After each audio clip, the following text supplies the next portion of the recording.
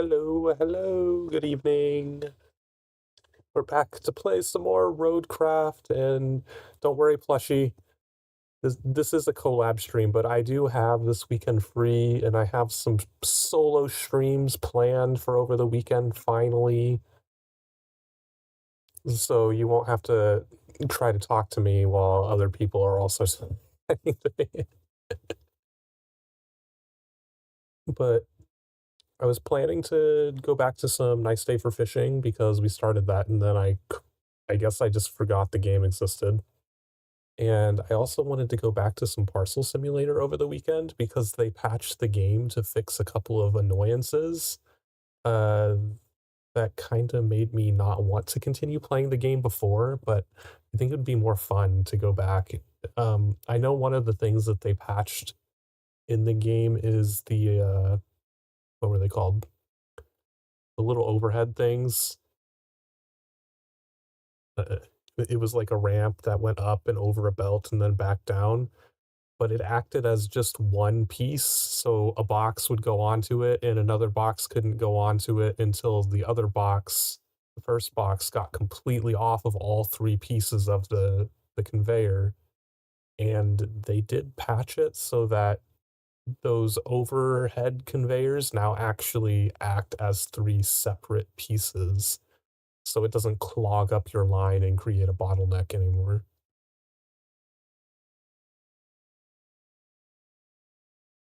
Mm. It was a little late today. I was watching Sokar.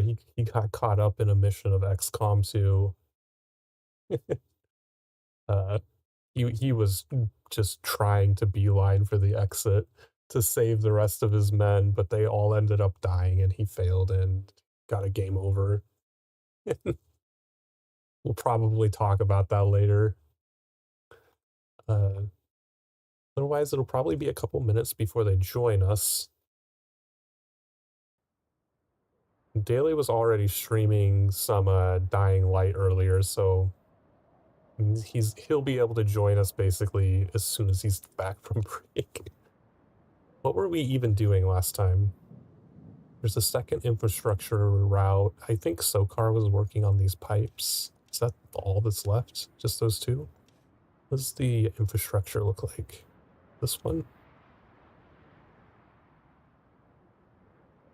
Oh, that failed like right at the beginning? Or did we just stop it? What was the problem? That was the one we just need to fill in this lake, I think. That shouldn't be too difficult. Here's the truck. Do we still have... Oh, I drove it all the way over here.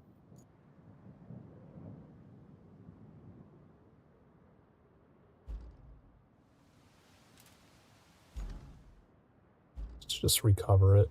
There was a piece of sand that I can put this back onto.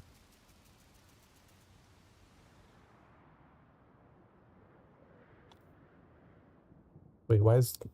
Oh, never mind. I looked over for a second and was like, why is there a black screen and where the game is supposed to be? And then realized, oh, the game went black for a moment.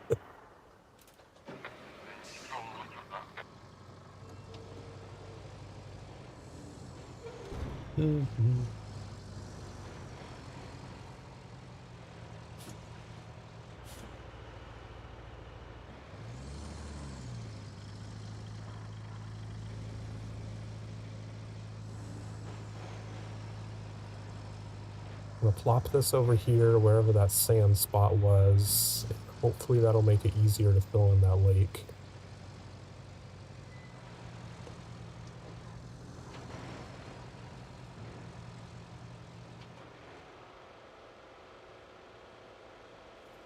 I wonder if one of the I haven't really looked through all the difficulty settings, but I'm curious if one of them just like makes the radius for all of the sand pits way smaller so you actually have to drive to them.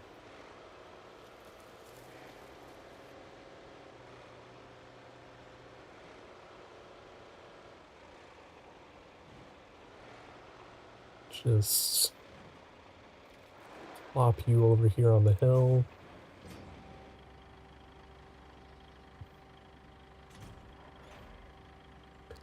think there was a difficulty modifier. Fewer convoys. Ridge costs. Quarry zone size. You can change the quarry zone size. Interesting. Because that would effectively disable the AI component of road building, because you pretty much always have to do it yourself.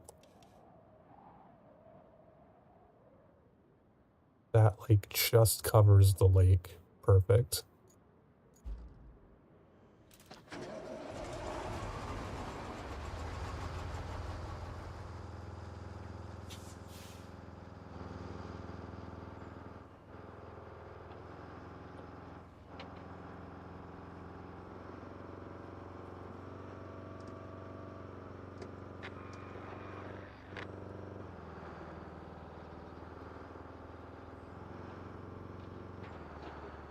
So this lake.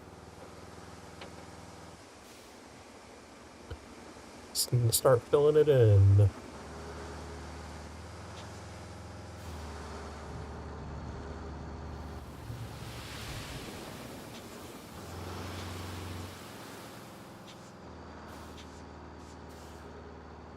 I'm stuck.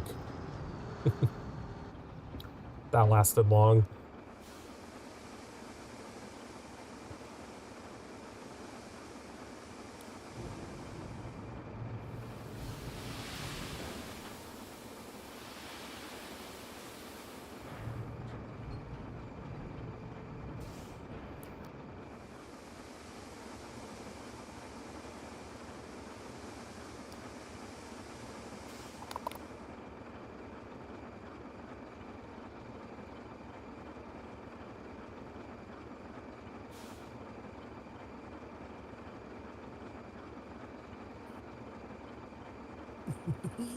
Hello.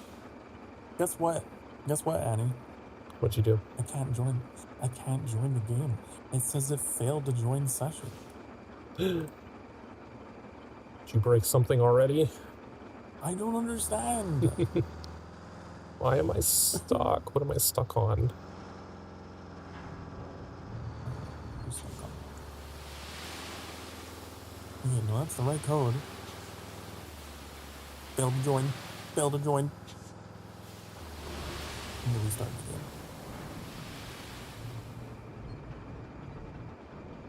the game. Close.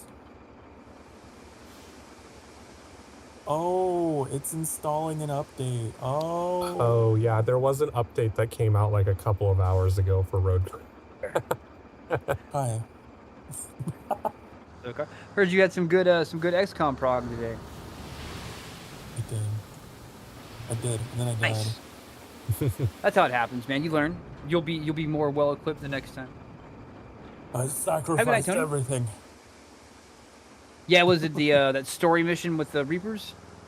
With the Chosen, it took me forever to figure out what was going on, and I lost a lot of people from that. And oh, was it the assassin, the one that goes stealth? Yeah. Dude, she is tough. She is tough when you fight her the first time, man. She's just like she'll come in and cut you and then run away. It's like, ugh.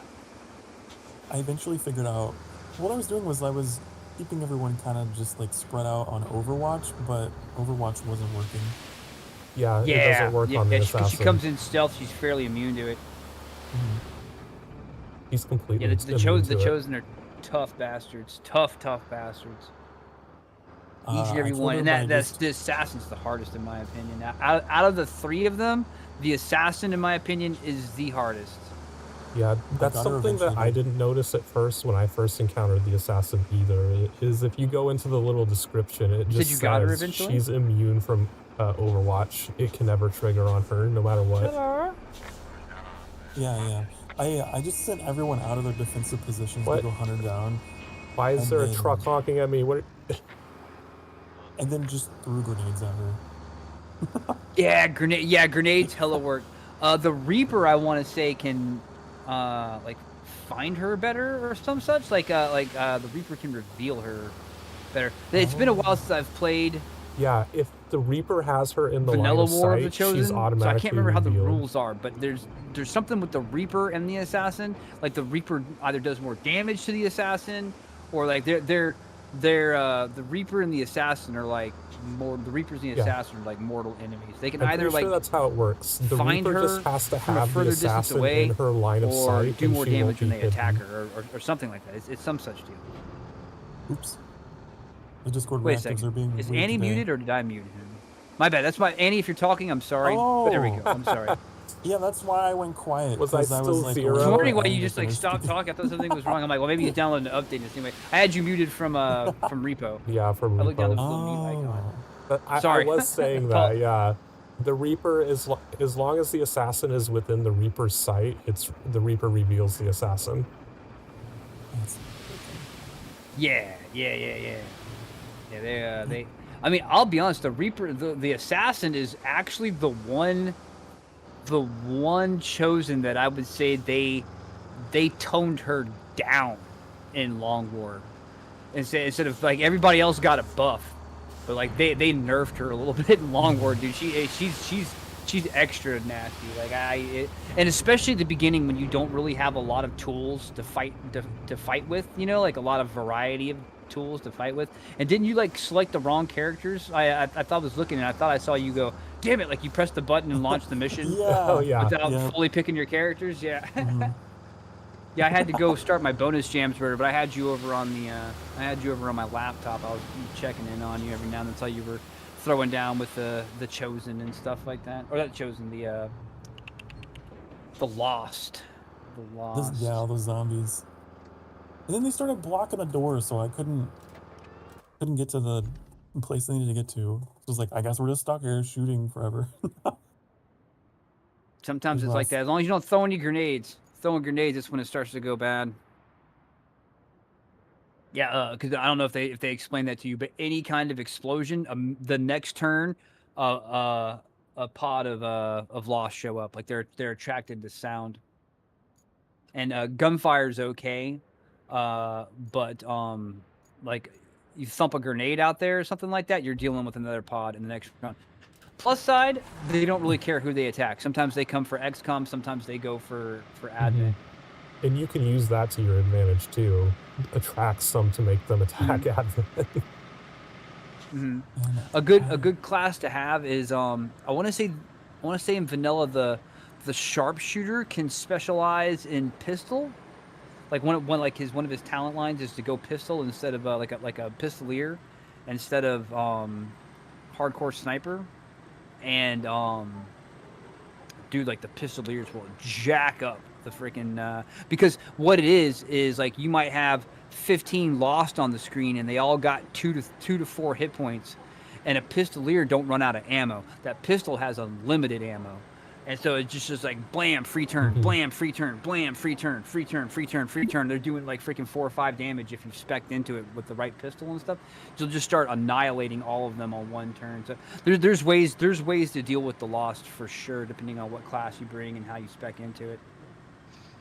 Yeah, because like even on a standard infantry that has like a 3 ammo thing, like you can get 6 shots off them with them before you have to end your turn, because you can kill 3 of them with your 3 ammo, refill with one of your action points, and then kill another 3 before you're out of ammo again. Just don't miss. Don't miss. It goes sideways when you miss. I'm really trying hard to figure out how to get these Discord reactors working again. What do you mean? The Fujitech? Yeah, it's just the spinning wheel of death. Oh, Fugi's been having a lot of problems lately. I don't know why.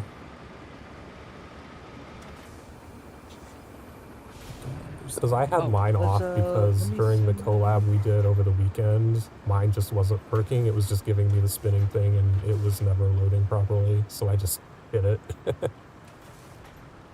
Spinning! I'm gonna send y'all a stream together tonight. That's URL. Come on. Nope. Just, double the wheel. Cool. I have 2 wheels on the screen now. Okay, well, it's fine. If people are this deep into the series of watching, I think they can tell your voices apart. They know who's who. Yeah. Yeah. Yeah, you were saying something earlier. I was out walking the dog, and you were saying, oh, you were wanting to send out a team of rookies, but you were to get them experience, but you were also like, they're gonna die if I send out a team of rookies at this point. A good strat that I would do is like send out like 2 vets and 2 rooks, you know, on a training mission or something, basically, or 3 and 1. You know what I mean? It's not 3 good, 1 bad, 1 rook. And there's also one of the starter buildings you can build on the ship. You know, once you excavate a thing. Shut up. Okay, keep going. I don't want to talk over Kelly. I don't want to talk over Kelly. No, I turned her down. I turned her down to like 25% volume so I could listen to you. But yeah, basically there's a building you can build. I can't remember. I don't know if it's the Guerrilla Tactics School. It's one of the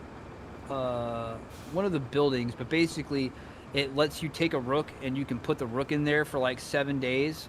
And you can pick what class you want that rook to be. You can pick like, it'll be like sharpshooter, grenadier, whatever, and you can pick what class you want it to become. And he'll basically have to train there for 7 days. He'll just be unavailable for 7 days. But when that 7 days is up, he'll come in as a squatty, which is the first rank of class of your selection. So you can, if you need more healers, that gives you another healer. If you want another sharpshooter, you can make you other sharpshooters, so on and so forth. If you're worried about recovery time because you're getting shot up, and I remember you said something about I got 13 days or whatever on a good person. If you build an infirmary, I think you might have to staff it with an engineer. I can't remember, but if you build an infirmary, it halves recovery time for anyone who's hurt. Yeah, so there's things you can do to help. You just got to experiment and find what they are. Decide what's best for you and your playstyle. That was the other thing. It was like, how do I even recruit those specialists? Like I said, black market missions. That's really it. Black market. Yeah, black. If you want them on demand, black market. Otherwise, if it's RNG, if a mission comes up where it's like it'll tell you the reward is an engineer or the reward is a scientist, then you got to take them. They become. It's very important to get it. Yeah. They do. Once you get rolling and stuff, like the black market's great for that kind of stuff. But I would say one of the most important things you can do is get at least one engineer as soon as possible. Like if you don't have an engineer by the time the black market opens up, you need to go buy one right away, because it takes days for an engineer to dig out the Avenger and make room for buildings and stuff like that. That takes time. So the earlier you get that moving, the better, you know what I mean? Or else you'll kind of get behind. And plus, whenever you clean out a spot on the Avenger, they pay you in either supplies or alloys or Illyrium. Like you get rewards for digging that stuff out, resources. That's the end of my lecture. There's taking a whole base building component that I wasn't really fully aware of, and that's not hopeless. There's lots of things that can help you, and you can tell how difficult the mission is going to be. Not by, it doesn't say like this is a hard difficulty mission, but it'll tell you like the expected enemy count, and the more enemies, the harder. Of course, you know what I mean. My least favorite missions were always the save the hostage missions. I always do badly on those. I honestly can't remember what it's like in vanilla. I know in Long War it'll be like, oh, this mission's going to have 7 to 9 enemies on it, and that was as easy as it gets for any mission, is 7 to 9 enemies. And then other things would have more enemies, but I don't know if that's even a thing in vanilla. I'd have to look at it. But there is a way you can basically gauge how much resistance you're going to be up against.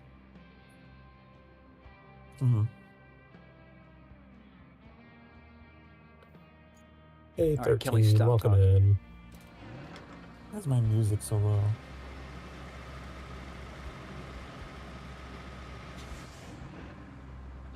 Because you didn't join shared chat, that's why.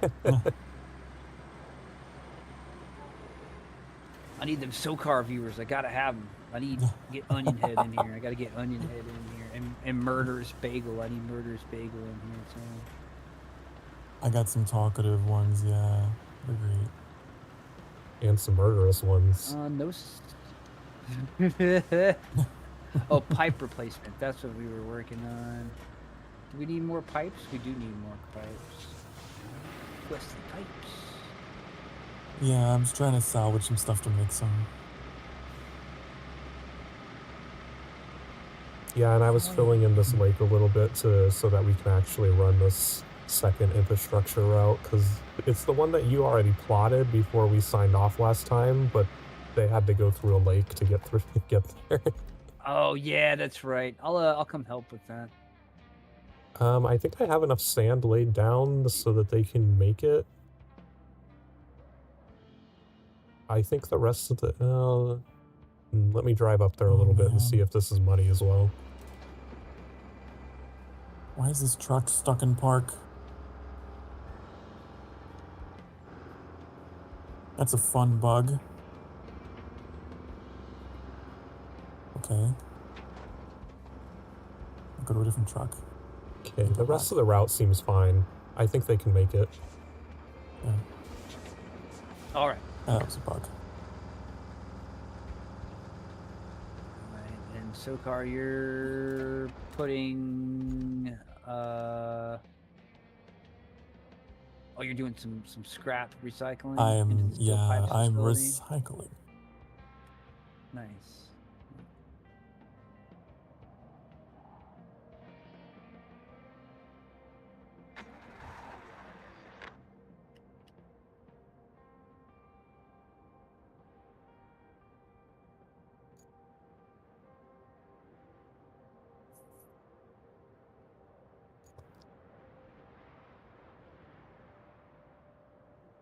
It was a lot of fun though. I was happy to go back into it.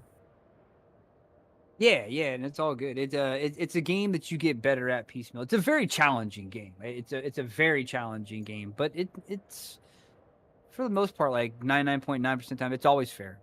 It's always fair. It's either if you died, it was either operator error or a lack of knowledge. Like you didn't know, and you had to learn the hard way. You know what I mean? It's tough to remember all the different techniques that help play style. It's a very complete game, and it's very challenging.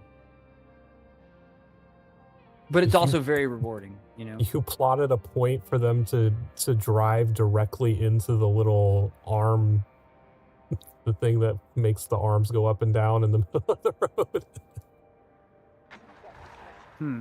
Doesn't sound like something I do. Sabotage.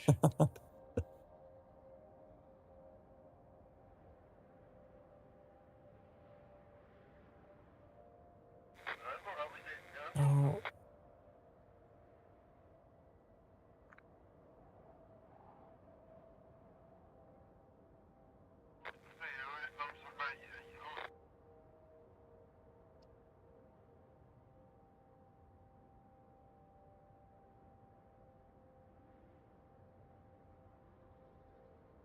No. Okay, alright. Nope, that's not gonna work.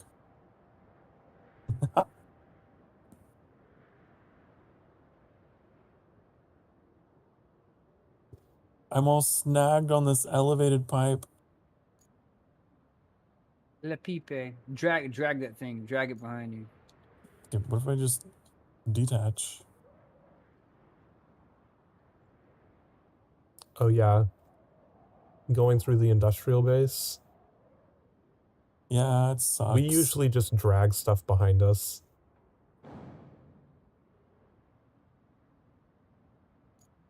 Okay, come on. I swear the update has introduced some new bugs. I found a second bug. I can't move my camera. I have to close that. There. Okay.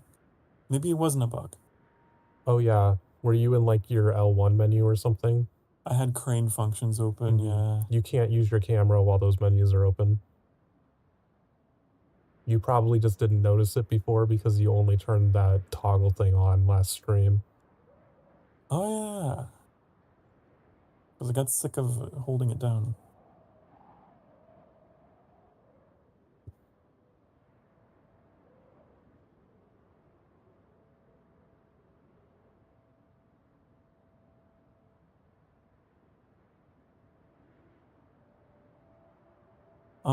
But that scenario was and I tipped over.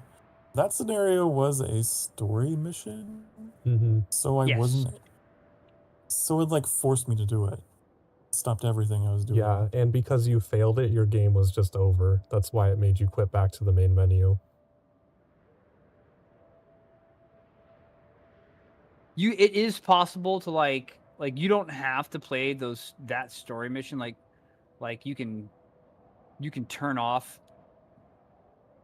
that story mission and just integrate the combat and it's to integrate. No, I can't remember what the option is called exactly, but it basically skips. Because that's really, I wouldn't really call it. I mean, it's a story mission, but it's also like a tutorial mission. Like they set you up with an assassin at very low level, and they set you up with the class that can fight it. And it does have a story. It talks about the Reapers. It's got Deanna Troi's voice actress in it instead of just an RNG Reaper. But you can turn that all off, where that doesn't happen, and the Chosen are just integrated into the game with no introduction. You just find them when you find them or when they find you.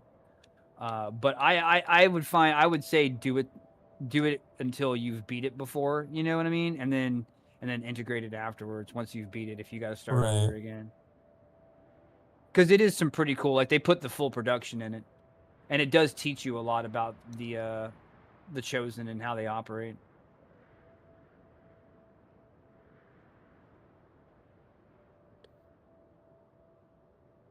So I tipped over once already, just like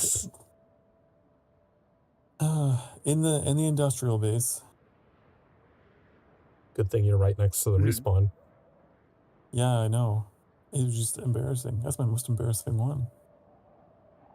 Yeah, I've never tipped over before. That must be terribly embarrassing. I mean, don't they say statistically that you're more likely to have a wreck like in real life near your Possible home? Kelly warning. Yeah, within a mile of your house. Within a mile of your house. That's statistic. Most accidents happen within a mile of your home. Oh, nice. Kelly alert. Kelly alert. Kelly warning. I heard the little walkie-talkie sound like she was gonna start talking, but then she didn't start talking. She had second thoughts. I hope they didn't run out of Kelly budget. That would just be a fucking travesty. He's powering down. I can't go onto this. Okay, so the only thing we have left is the replacing the pipe. Yeah, we're busy making pipes. We got enough for one pipe, and we almost got enough for a second one. If Sokar gets that big boy in here, we'll definitely have enough for another one. The pipe that has been bane of my existence.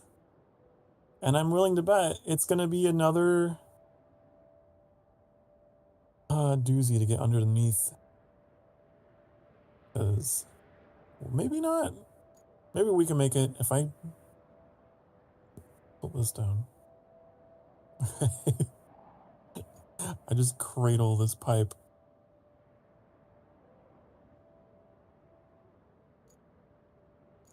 This game has messed me up, man. I used to play with inverted controls for the vertical on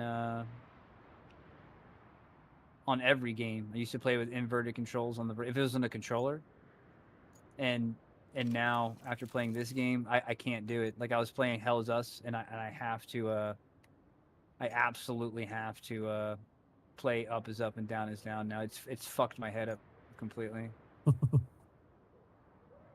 I was lurking a little bit on that one. That was it was interesting. Oh, Hell's Us? Like is it open world? Go ahead. Not completely. I mean, it's open world with so far like 5 big maps.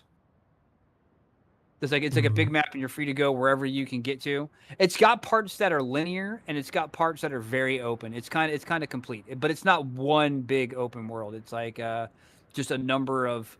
They've got some large maps. They've got some small maps.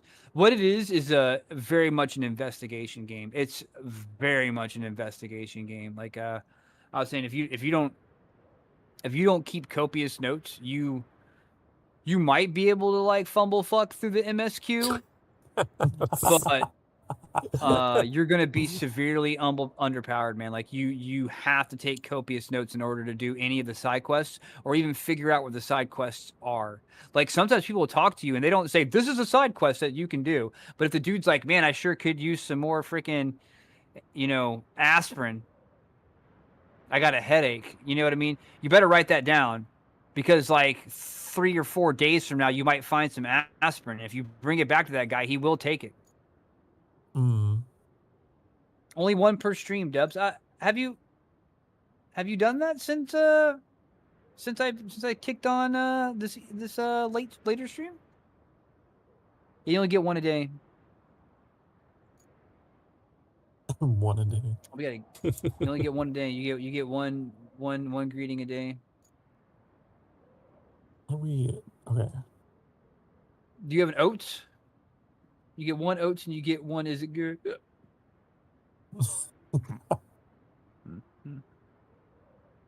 Huh. I thought I had it set for once per stream, but I might have it for once a day. Could be. I'll take a look at the settings. It's like a lesser power in Elder Scrolls. Your once a day power. Exactly like that. You may have oats, Dubs. You may have oats. You've earned them. Welcome in. We've been playing Dying Light the Beast, and we just started the RoadCraft collab for the day. What is that? Is that DLC? Or what is that? Dying Light the Beast? Yeah. Because I know Dying Light, but... It's the next game in the series. It's a full-on game. Oh, really? They've been working on it for probably about 5 years now. Because there was a Dying Light 2. They just didn't call it. The last game came out that long ago? Yeah, let me see the release date for Dying Light 2. Look. Dying Light 2 release date.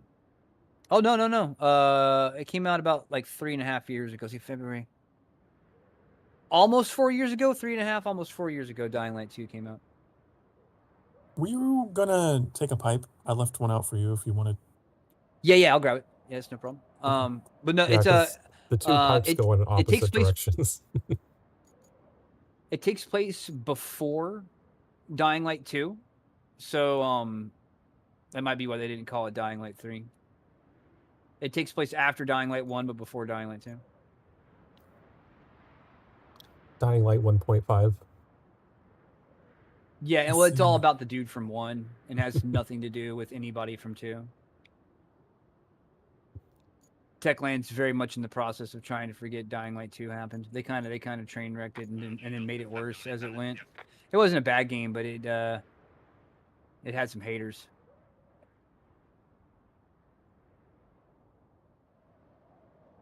And it unanimously and universally wasn't as good as Dying Light 1.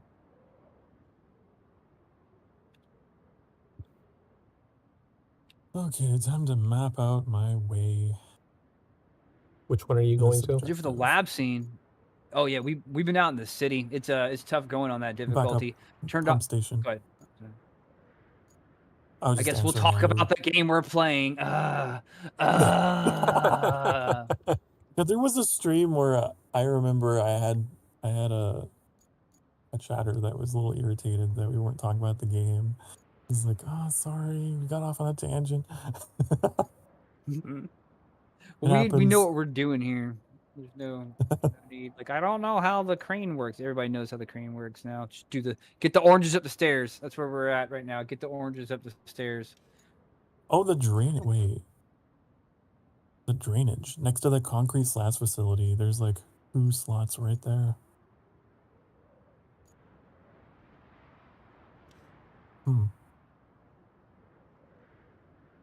Yeah, it's like which ones need to be replaced? Because there's more than 2. There definitely are. One is for... I only see 2. I see a pipe that needs to be replaced just to the right of where Annie is now. Oh, there's another one. And then there's one next to the drainage area.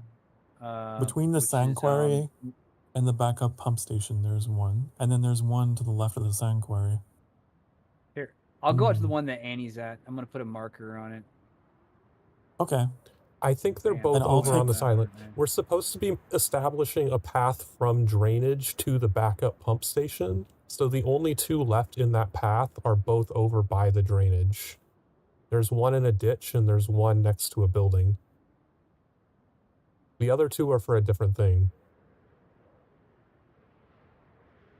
Oh, you're right.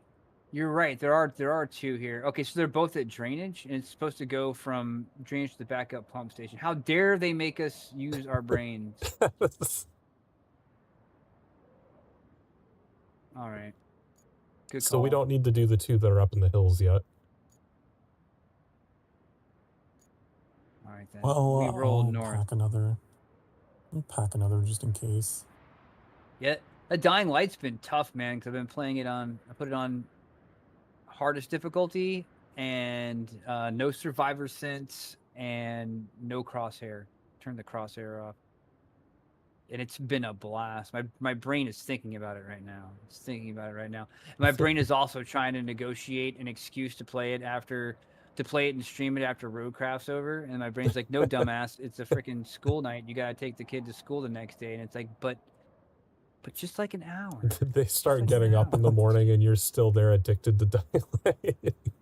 Oh, dude, just y'all wait, man. Like as soon as I get in, I'm gonna be like, I'm gonna get up, the kids getting ready for school, and I'm gonna start setting my stream up. It's like I'm gonna get the title set up and open all the programs, and then as soon as I get home, I went tonight and went and bought caffeine for tomorrow. Like I have everything I need tomorrow, so I'm probably gonna start stream about an hour early if I can pull it off.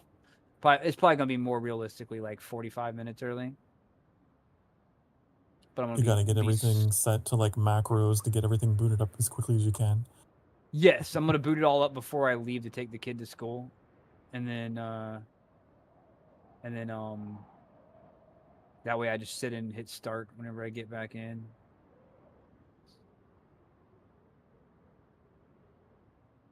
I was playing a cute little driving game earlier.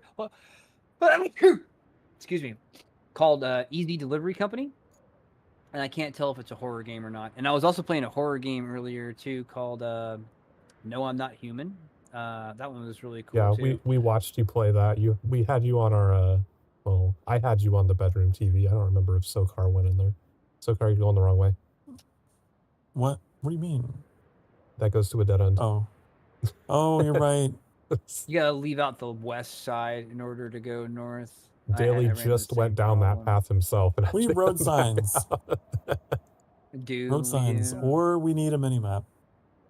Yeah, that No, I'm Not Human. That's a game I'm probably going to end up just watching somebody else play it. I'm probably not going to have time to play it myself, but hopefully somebody saw enough to be like, I'll try that, and then I'll come watch. See, the reason why neither of us have interest in playing it on stream is we watched someone else play it and did not realize that it's not random. It is the same thing and the same characters appear in the same order every single time you play it. So it's like, oh, that would have been good to know before we just spoiled the whole fucking game. So, oh man, yeah. So like, yeah, once you know everything. That's ass.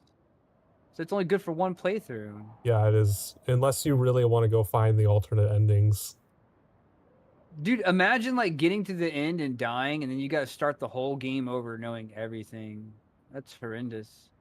Well, you know, as a one-time playthrough, it's very unique. Yeah, it's like a really cool game. It was just kind of disappointing to find that out. It's like, oh, well, I guess that kind of ruins me playing it. An unlimited mode or something. It's all right. Sokar doesn't ever get scared anyway. He counters his fear with humor. It's like uses humor as a defensive mechanism when he gets scared. Like, it's true. I don't know. If a monster jumps out, he'll just look at it and go, "Woo! It's a scary monster." Like, I can do the same thing as well. If I hear a ghost girl, I'm crying in the corner. I'll be like, "Oh, we all got problems. People in hell want ice cream." Exactly. Use humor as a defensive mechanism. One of my favorite techniques too, but not for scary stuff. I get spooked, but I have fun when I get spooked. But I definitely 100% I get think spooked. comes from growing up watching Markiplier. That was always I can see that. I can totally sort see of that. counter. Yeah, the way Mark whenever the horn section picks up, Mark always comments on it. Mm-hmm. It's the horn section. It always implies imminent danger. There's just like those tropes you look for in horror games.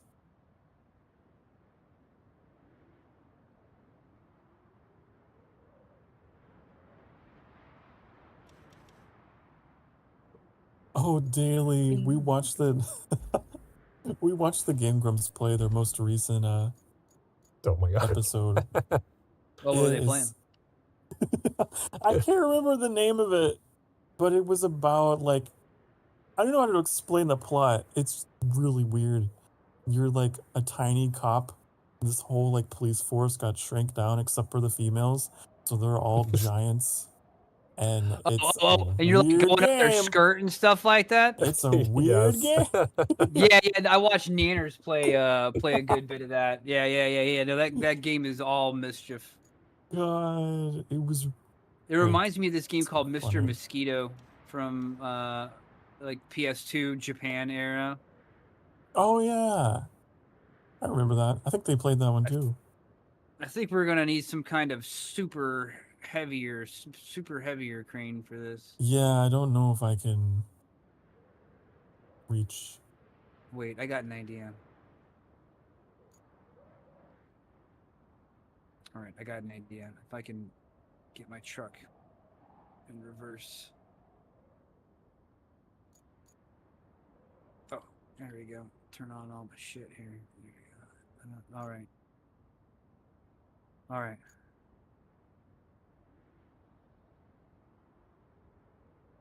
Oh, okay. That's an option. It's gonna be a matter of if I can.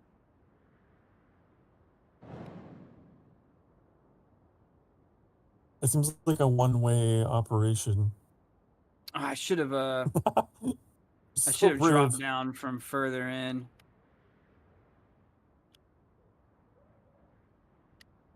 Just make a really long rope. Oh, I used my stilts. I got it.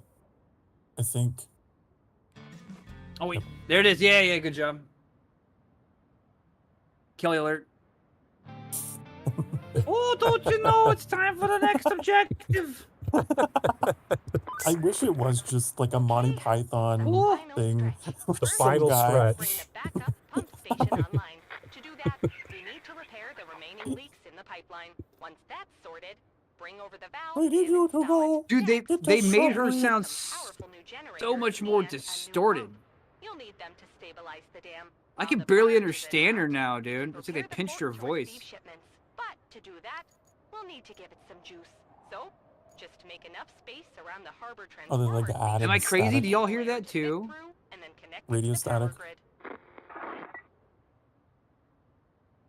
It's like since their big patch that added the new maps and stuff like that to the DLC, her voice doesn't sound nearly as clear as it used to. For a mercy. She's transforming. It's a thug. What's up, lover boy? Truck-coon. Truck-coon. Now we need 3 more pipes. Oh, no, you made me laugh. You made me laugh, and I fell into a trench. That sounds like a you problem.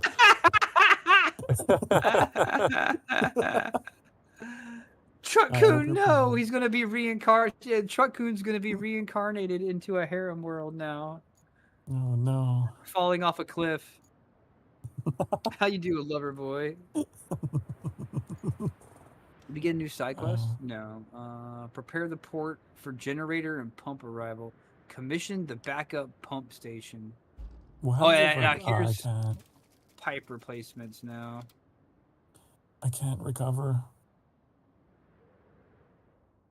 What do you mean you can't recover? I can't restrap.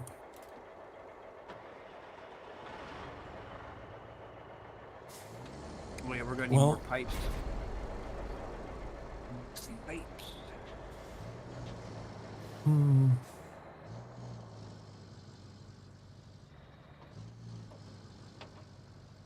Can I retain it? I wonder, maybe? Oh, did you have another pipe in the back? Yeah. Oh, and you can't. You would have to take another vehicle out there to get it out of the back because you can't recover a vehicle that has cargo. Mm-hmm.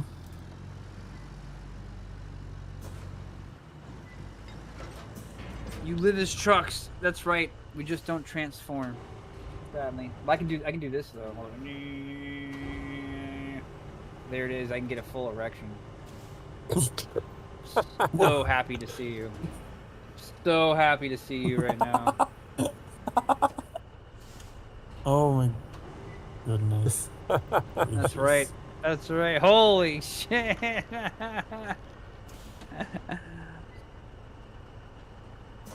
I get a ban? Yeah. Oh, but you didn't wear deodorant today.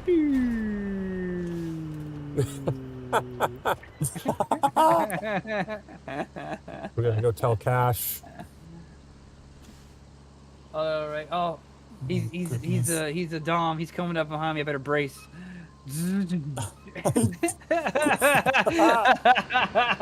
We're ready now. I love this. Sexualize cranes in this game. Cranes are everything. All right, so I guess we need more pipage.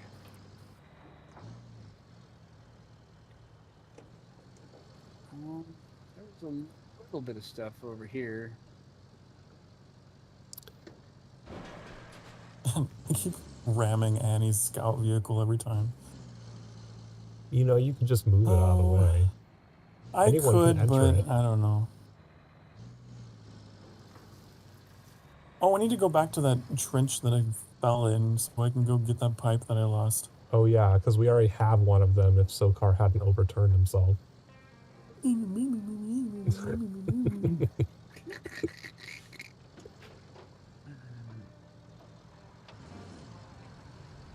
This is outrageous. You know what? Okay, I'm taking this vehicle. I'm taking it out back. I'm done. The steakhouse? Get it out of here. Get it out of here. Yeah. When did... I'm tired of getting snagged on it. When did we get 60 concrete slabs? Oh my god. Oh, maybe they gave it to us because we brought the concrete thing online. Are they gonna make us build 10 bridges or something? Maybe we're supposed to use it to build all the bridges we already built. But 10 bridges. Like we wouldn't have been able to complete those missions without building those bridges. Which came first, chicken or the egg? Red truck is huge. That's a super heavy crane, sir. It's the alpha in these lands.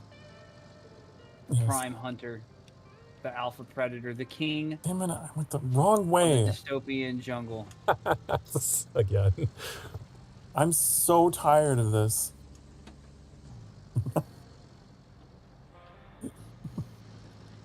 Why you playing? Why you playing, Sokar? You need to get it together. Never take it seriously. This is for real. Lives are on the line. I mean, granted, there's nobody here and everybody's been evacuated, but their future lives are on the line. The comfort of their future lives is on the line. I'll get there eventually. Kelly's paycheck is on the line. The chicken or the truck? The right answer is always truck. The super heavy crane is the greatest among us. Hit a pole. I haven't had to pull it out yet this stream, but it will happen. Promise you that. Oh, man. It's not a RoadCraft stream if you don't get the super heavy out at some point. Absolutely. We got enough for 2 steel pipes. How many crash do you need for the mission? 0-3. And you're gonna go. Are you gonna go grab your old pipe? Yeah, you're heading up there now. That's gonna be. It's gonna be all 3 pipes. Okay. If I can remember, where was that? Oh yeah, it's up there.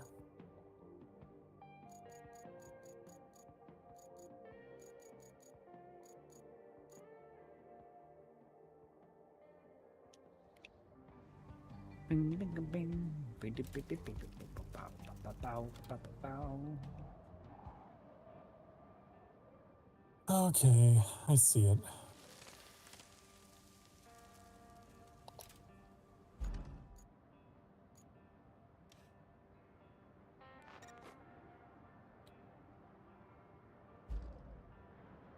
Just barely. Time to extend the boom.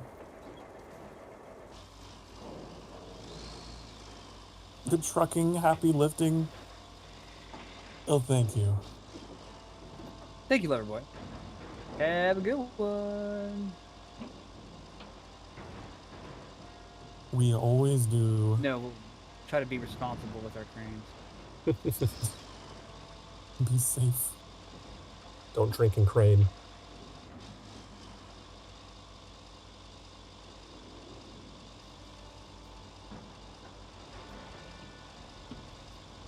Okay. I have retrieved that which I have lost. It's like Dark Souls. The pipes.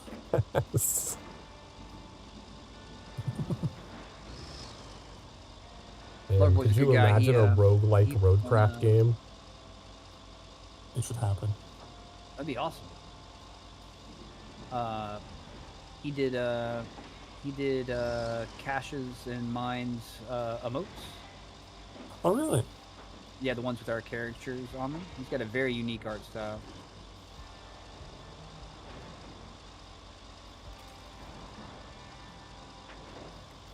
Cool. No, it completely threw me off. You were just like, "Hey, lover boy," and I just fell into a trench.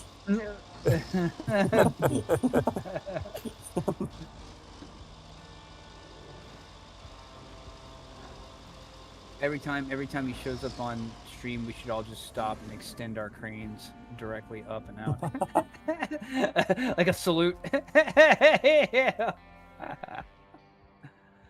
We should salute any VIP that comes into the stream that way. At attention, everyone. A phallic salute to you, good sir. Wow. Okay, where are we taking these? Oh, right, up there. It's gonna be over on the east side somewhere. I gotcha. Obviously up the stairs. Mm-hmm. All the way to the top of the stairs.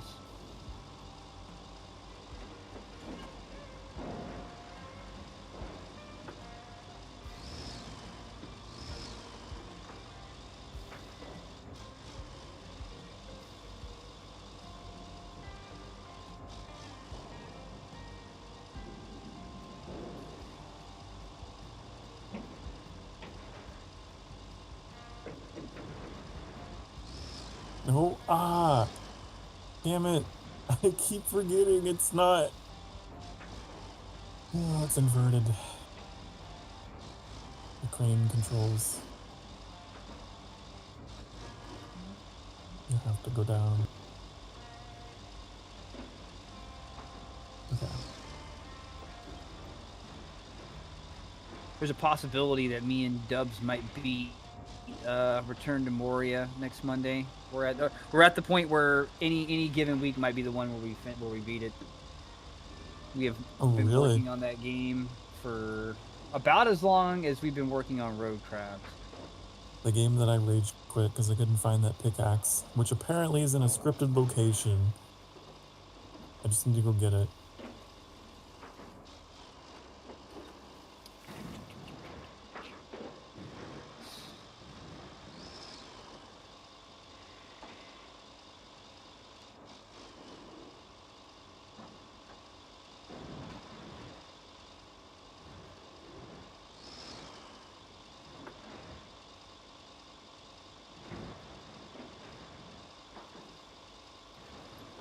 Get out of my way.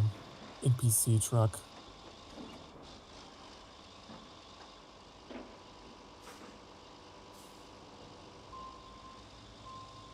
Almost 20 sessions of more. Yeah, so it looks like I think we might have been doing RoadCraft longer, huh? Yeah, today's 21. Well, last week was episode 20, yeah. And me and Dubs missed a session, so we would actually be on 21. Oh, really? We missed our first session the week before. Oh, I gotta turn my ass around. That was because of OneDrive, Windows OneDrive came in and just was like a natural disaster. Son of a bitch! No! What did you fall? Flipped. I need an adult. I got two pipes back coming. here. You know what? Yeah, you're not far. If you take this right up this dirt path. Oh. There? I'll tell you what, Sokar, drop your pipe right here. Okay. Don't take it with you up this hill. Drop your pipe right here and then take a right up that dirt road. And I'm at the top of that hill up there.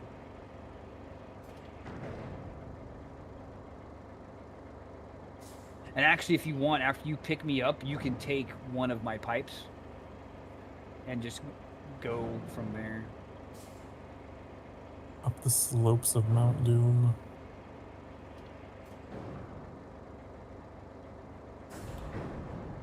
Fuck you, OneDrive. Yeah, OneDrive did you dirty. OneDrive to rule them all. OneDrive to rule them, that's right. And then the darkness bind them. OneDrive to rule them, OneDrive to find them. OneDrive to rule them, and in the darkness bind them.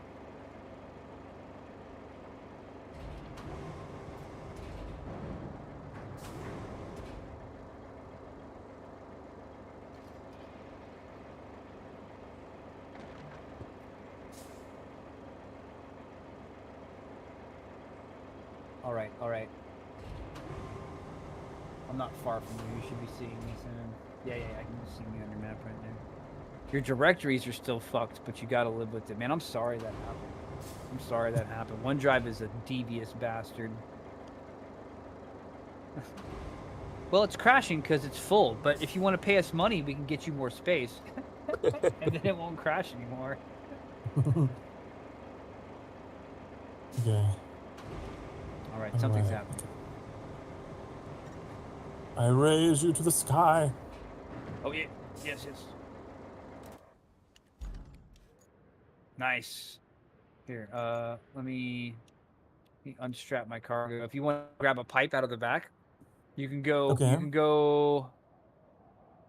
Let's see. One needs to be filled to the right, and one needs to be filled to the left. You can go whichever way you want.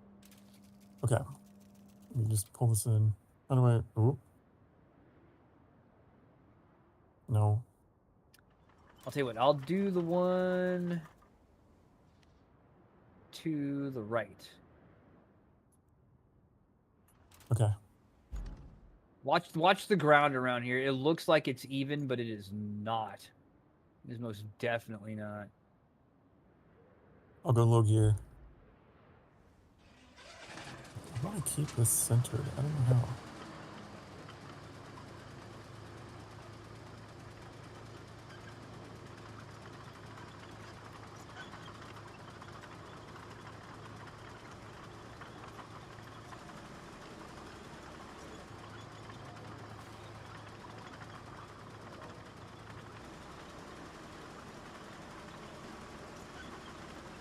Oh, yep, there it is. That's what got me.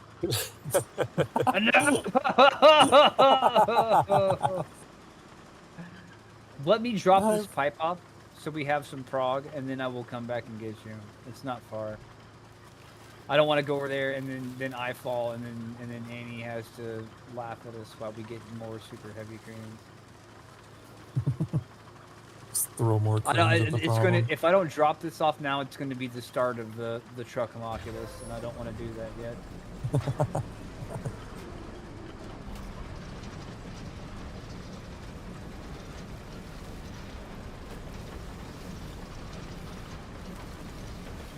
Well, you do that.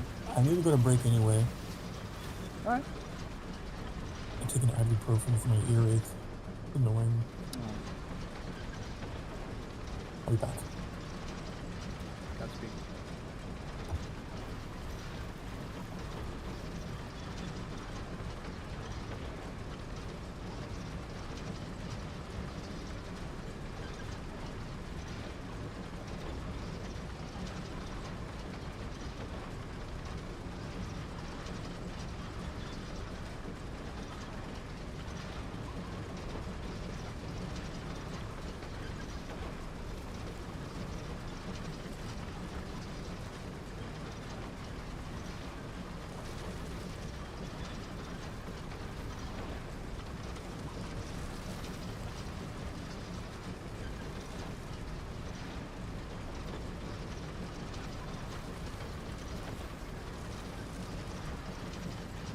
Down.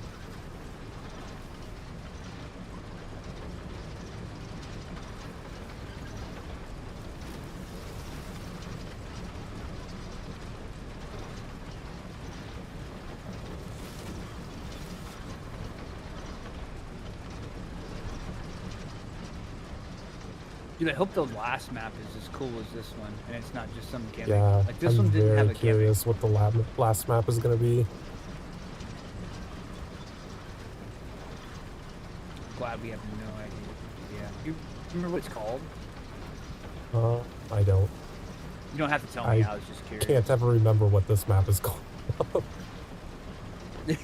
Fair. The only one I really remember is Flooded. Like Flooded. I'm not even sure that was the name of it.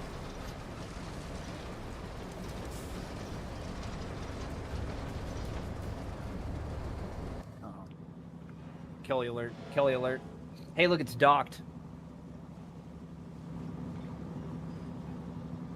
The anxious wait is over. Kelly is finally here. I want to see her step off the boat.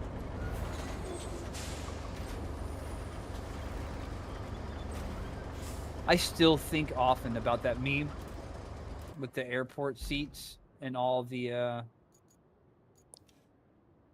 focus people or whatever, and it's like choose who you want to sit next to, and like Kelly's on there, and I'm scared. Like it scares me. Which flood is sunken or deluge? I think sunken is what I'm thinking of.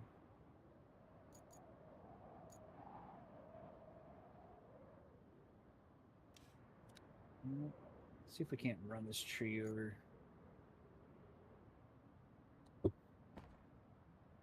All right, all we have left is replacing those 2 pieces of pipe.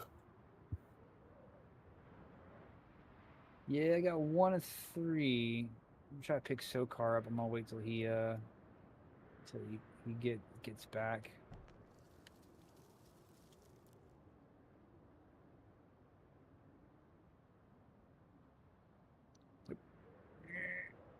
Might actually be doable. There's like a downhill here. Between the slight downhill, I might have enough momentum to get him over because I'm in the lighter truck.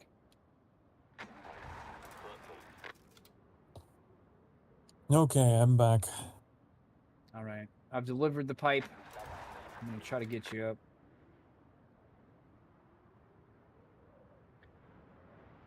As soon as it lets you turn your, hit that gas, try to turn your engine on, Okay. Toggle attach mode. No, I'm not close enough.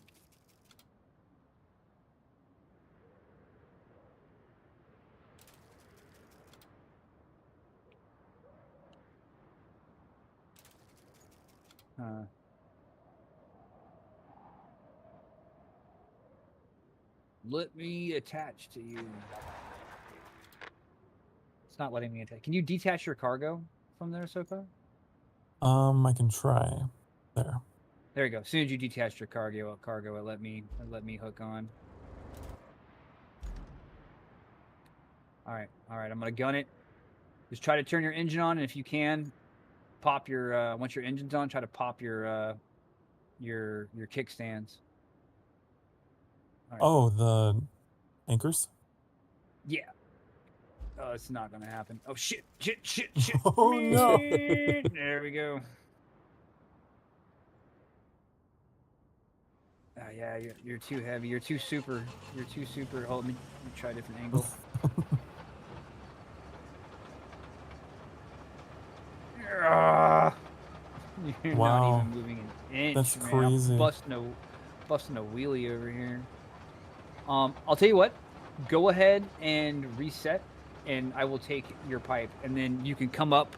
When you reset, you come up from the bottom and grab that pipe you dropped off. Okay. You'd have to go back down anyway to get it. True. I'll pick up where you left off here. We're gonna get those oranges up those stairs. It's gonna happen. Mm-hmm. Dude, I'm so stoked about the black flag leak. It's sounding like it's pretty, like everybody's running with it. Like it looks like it's pretty legitimate. Oh, I hope that is more content, full Odyssey level RPG equipment and stuff like that. No, all the Animus bullshit's fucking gone. No future, nothing. Like I'm so hyped for that. Like actually hyped for it. Hopefully they fix the audio bug that it had. The audio would just cut out whenever you would do like an execution or whatever. Oh really? Yeah. I'm sure they fixed it. That was probably a hardware conflict from back in Yeah, the day. I mean it is a remake, so it's like if there were too many sounds, it would just start cutting out the sounds. Oh, now it's the chance for a whole new. That bug will be gone, and now there's gonna be a whole new wave of bugs. If there weren't enough audio channels. It depends on how they do the remake, because like they also initially thought that the Oblivion was going to be a remake, but it turned out it was only like a half remake. That they did like some weird things where the original code was in the background, and like they rebuilt the game on a new engine that just kind of calls the old code in the background. It was a weird. I've never seen them do something like that before. Don't tip over. Well, from what I've heard, they're going to be putting in new content too. So I mean, I don't know if they're going to make new content. It's not entirely and they're going to be new doing content. Gear and stuff. It's content that was cut from the original game that they're going to add back in. Oh, that's fair. What about like the equipment and stuff like that? I mean, I guess you could run some numbers, but you would think. I don't know. You would think the equipment modification. Yeah, they'd have to do some work to get the equipment to work, an equipment system to work in the old code. I bet you. I wonder if the combat's going to be different too. It sounds if the like combat's different, that shit's a remake.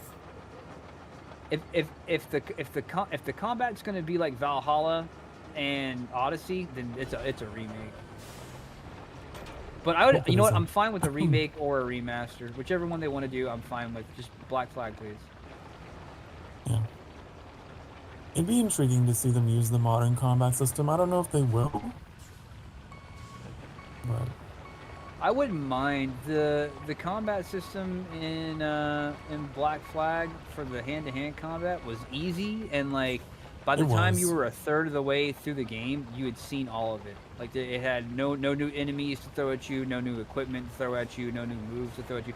By the time, like I said, by the time you got a third of the way through the game, if you were thorough, you had seen every flavor of combat that the game had to show at you. And the boat was the only thing that kept getting more nuanced and deep. Trying to figure out where to take this pipe next. Honestly, I don't think it's this way. Because it was over in the rocks, past where you already were. You looking for the pipe? The pipe was like over. I'm zooming. Put a flag down. It's down the road. I put a blue flag. If you turn around and just follow this road, it's like in the rocks up there. Oh, I see. It's like over here somewhere. Yeah. I gotta put down some custom ones to lead me there.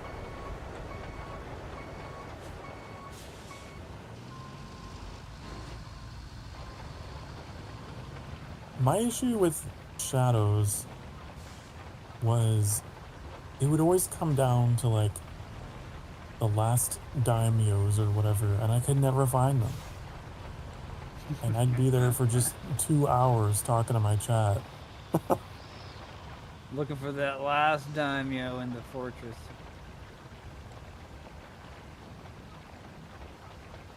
I had fun with it, but I had to stop playing it before I burnt. Like the immersion, because of the graphics and the audio and stuff like that, is what was keeping me going.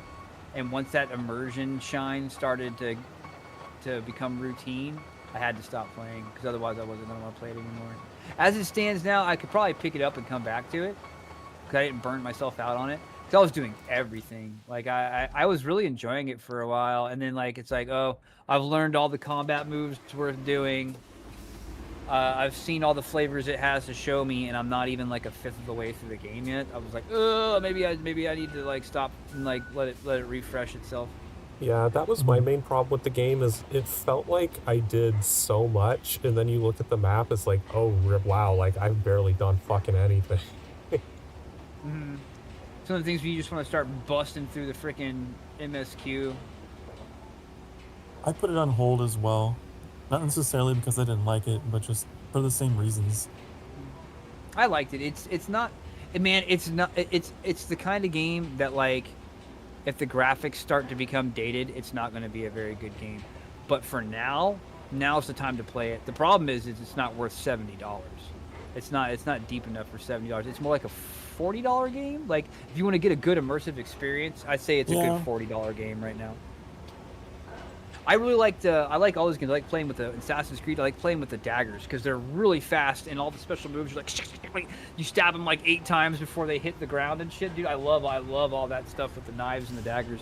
And you already have a knife in your assassin hand, so it's like it becomes a dual wield kind of a scenario. And they did do that good in Shadows. I like that a lot. I enjoyed navigating the open world a lot more than I did the too. story.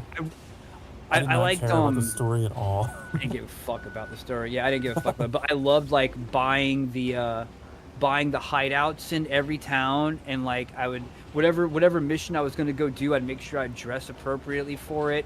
And I'd just like chill walk through the freaking town and just get lost in the ambiance. Like the ambiance was fantastic. Same with Odyssey, same with Valhalla. You've probably never played Assassin's Creed Liberation. I don't think Sokar has played it either. Liberation.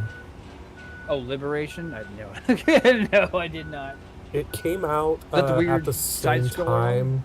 No. It came out at the same time as Assassin's Creed 3, but it was overlooked because when it first came out, it was a PS Vita exclusive, and they remastered it later. Oh, rough. Was it good? But that's the game where you have the 3 different outfits. You can dress up as the lady, the slave, or the assassin, and based on what clothing you're wearing, you have different abilities and things you can do. Huh. And some of the missions require you to change into certain outfits in order to be able to do them, and I don't know. It's one of my favorite Assassin's Creed games. Yeah, that's a system they never brought back. It was so much better than the base Assassin's Creed 3 game, and I wish they had showcased that one more. I was blown away by the boat stuff in base Assassin's Creed 3. I thought that shit was amazing. Whoever developed their wave tech was fucking awesome, but the other 95% of the game, I just, on my brain, the first thing I think of when someone says Assassin's Creed 3 is Connor always skinned his kills. Connor always skinned his kills. Connor always skinned his kills. And it's like, dude, I got attacked by a fucking bear, dude. Like, what do you want me to do, man? Like, What am I gonna do with the whole bear pelt? I got shit to do, dude. Like, yeah. there's an Assassin's Templar thing going on. And it's like, oh, Connor always skinned his kills. We're gonna desync you. And I'm like, dude, man, it's so fucking what, dude? Like, there's a revolutionary war going on. I got shit to fucking do, dude. I ain't got time to sit down and skin a fucking bear. What am I even gonna do with a, 500 pounds of bear meat and a fucking bear rug? I don't even have a hideout, man. Like, what do you want me to do? If I recall, I Liberation forgot about had the that. skinning mechanic, but it was way less emphasized, and like it didn't have that annoying prompt. And I know I would say that. Okay. when it first came out, it was called Assassin's Creed 3 Liberation because it also took place in the Americas. But I know when they remastered it, they removed the 3 from it and just renamed it to Assassin's Creed Liberation. Oh, smart. Yeah, because 3 wasn't 3 have you cringe a little bit, yeah. And it has nothing to do with 3. Huh. I wonder why. It was I just a guess completely separate story that just happened to take place in America. It was based out of Louisiana.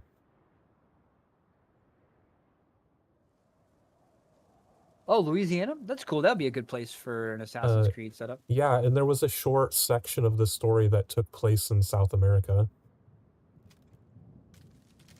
Oh, really? That's cool. Mm-hmm.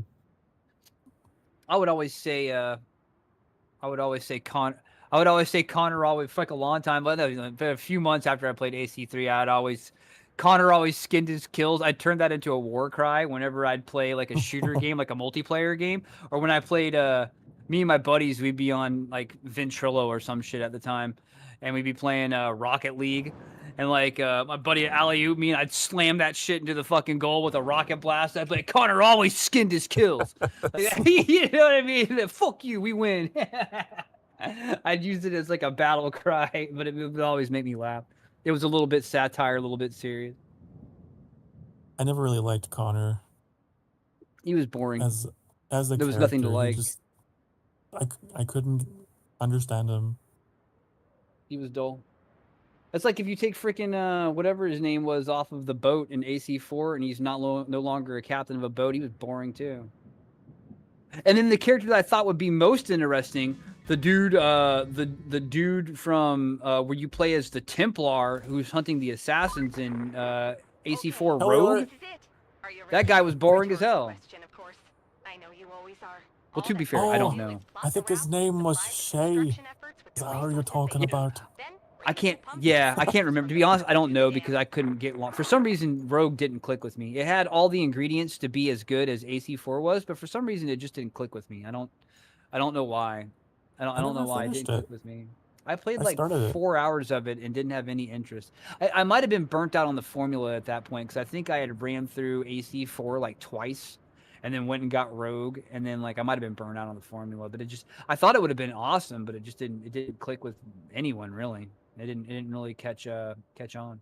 Not like 4 did. No one ever says, man, Rogue was the shit. Like, it never happens. I wish it would. It had all the elements to be a good twist on the plot line. But I'm pretty sure I took like a 1.5-year break between Black Flag and Rogue. Yeah. Rogue came out pretty quick.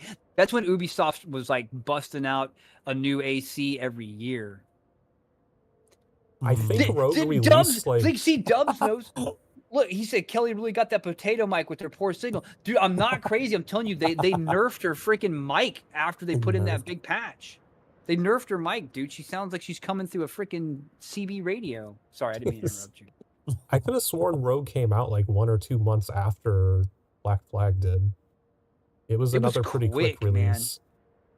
It was a quick turnaround, dude. That's when Ubisoft was putting out that's when they really ramped up their AC whatever production.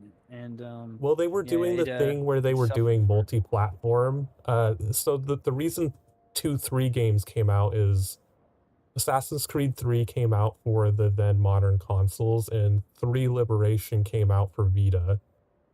And then they did the same thing with 4 and Rogue. 4 came out for the newer consoles, and it had like a secondary release for the older consoles, and I believe Rogue only came out for older consoles. So that was like the PS3, PS4 switch off. Black Flag was released for both 3 and 4. Rogue was released only for 3 and then remastered later. Man, imagine juggling all that shit. The console wars. And no AC comes out on Nintendo consoles. I thought they did. They started porting them to Switch. I don't know. Switch came out a lot later after all that. But like at that time, Nintendo consoles could not handle. Nobody's making Assassin's Creed for GameCube. That part of the river is looking I want to say just like the second Black Flag was PS3, if I remember right. Black Flag was 3 and 4. It came out on both. 3 and 4. But Rogue only came out on 3. Kelly's like, you need to clean up the river. But I'm like, what? I don't see anything floating. Is it under the water?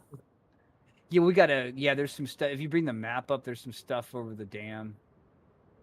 Oh. Or I can see it down there on the ground. Like if you get closer, it marks it.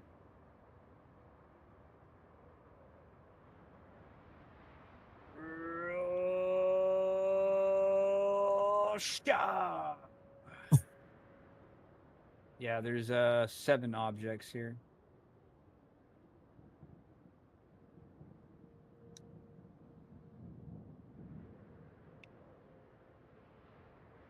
I see.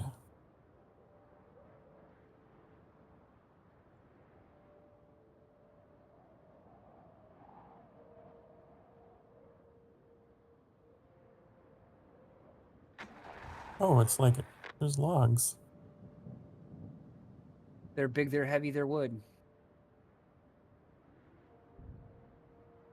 They're better than bad, they're good. Ren and Stimpy. Ren and Stimpy, 1991, thank you. The log theme song. All the kids have one. It's the latest toy. It's big, it's heavy, it's wood. Also, hi Spartan. If I didn't say hi, I don't remember if I did. Yeah, what's up, Spartan? What's up, Spartan? I was going to get a hi in, but got sidetracked by ranting. Okay, it happens. Assassin's Creed's a favored rant topic.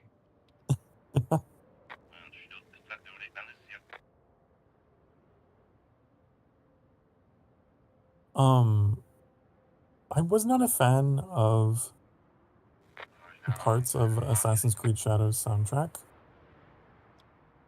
They made it like really like you'd fight a boss and it suddenly becomes like I don't know, Japanese rock. Dude, freaking dude, people were, I don't know if you were following the drama, dude, but when everybody was before AC Shadows came out and like they were getting in, Ubisoft was getting all this hot like cultural hot water about Japan and stuff, and then everyone was like, dude, whenever the Black Samurai comes on the screen, they switch to hip hop, and like then they show like some footage of it and shit, like and like straight up, dude, whenever Yasuke would come in, he'd be like they start dropping the beat, like why are they doing that? And it's like people were just being nitpicky, but they got in some real hot water about that. Like they pretty much they could do nothing right in the public's eyes for a period of like 1 year. They released a figurine that had a Torah gate on it, and it was cracked in half, and that's like a big cultural significant piece of theirs from the Nagasaki nuclear bombing.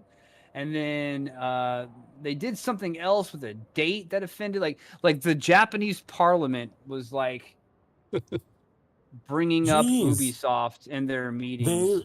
They angered their government. It was getting bad. Yeah, they angered the government. Yeah, I'm just telling you what happened. Like this is factual. All of this actually happened.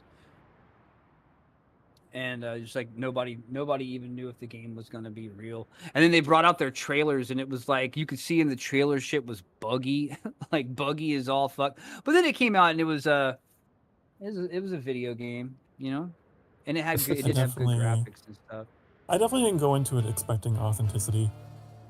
That's no, and yeah, nobody should have.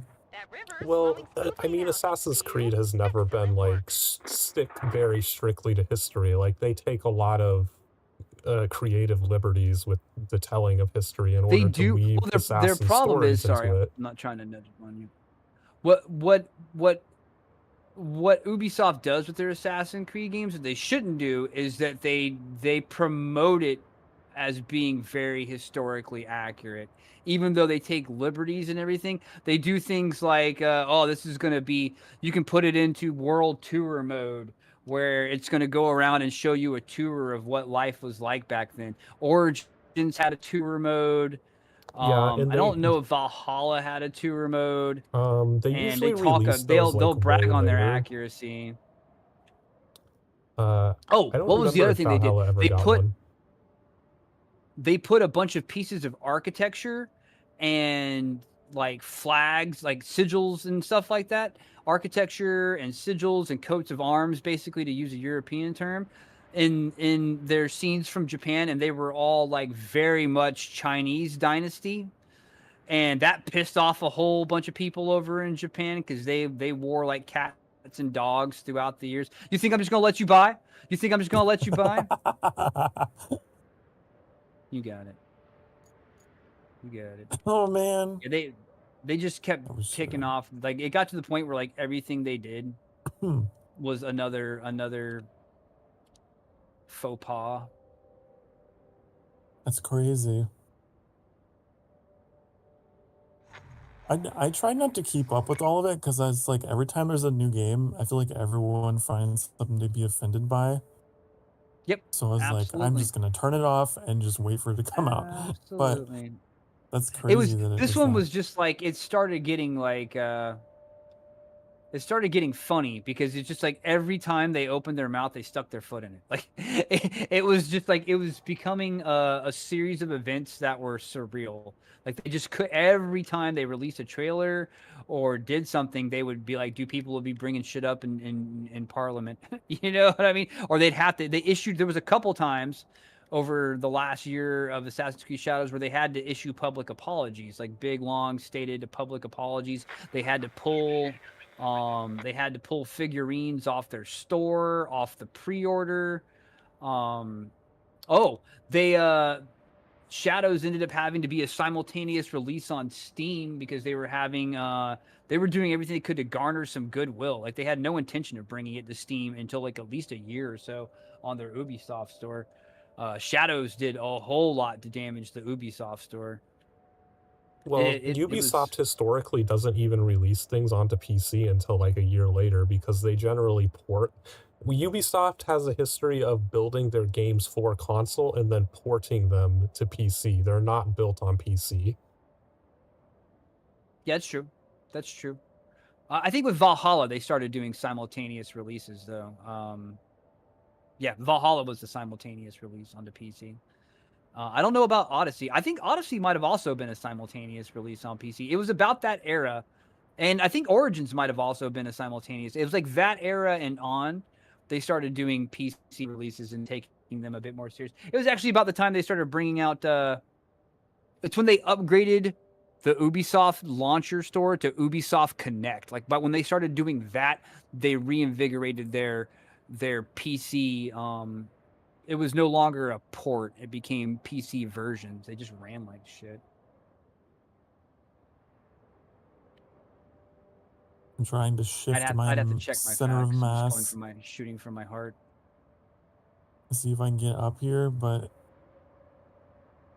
did you put your planners down?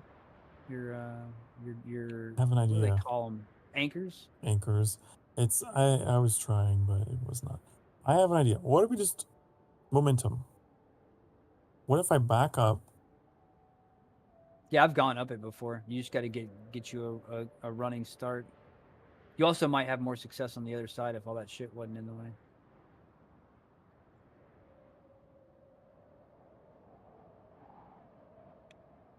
Salute. Oh. Well, I mean, you got to come up the side, though.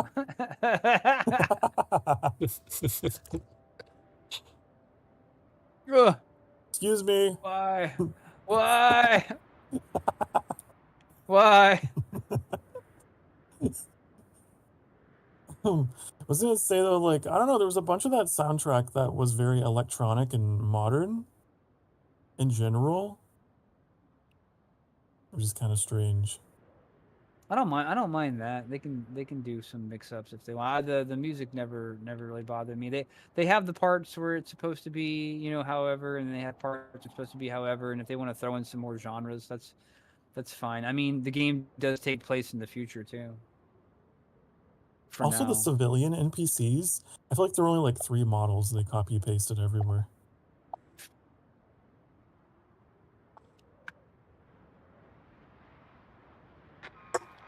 The lip sync, oh, it was bad. Oh, was it bad? Where did they get stuck The there? story-related NPCs were not so bad, but just like the merchants and stuff, it was like, you're cross-eyed and you're not looking at me.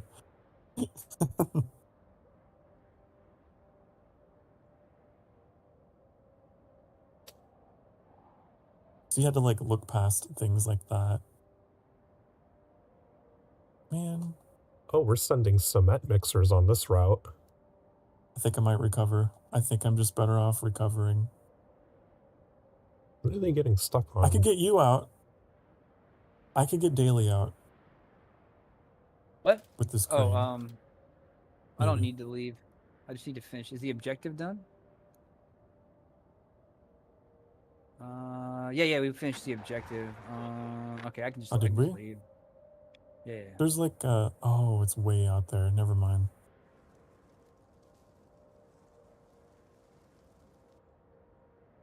I was trying to see if I could find a list of all the stuff that went bad with AC Shadows before it came out. It was, I mean, I've seen a lot of dramas and it was just like, it was ridiculous. Oh, they what did they do? They released a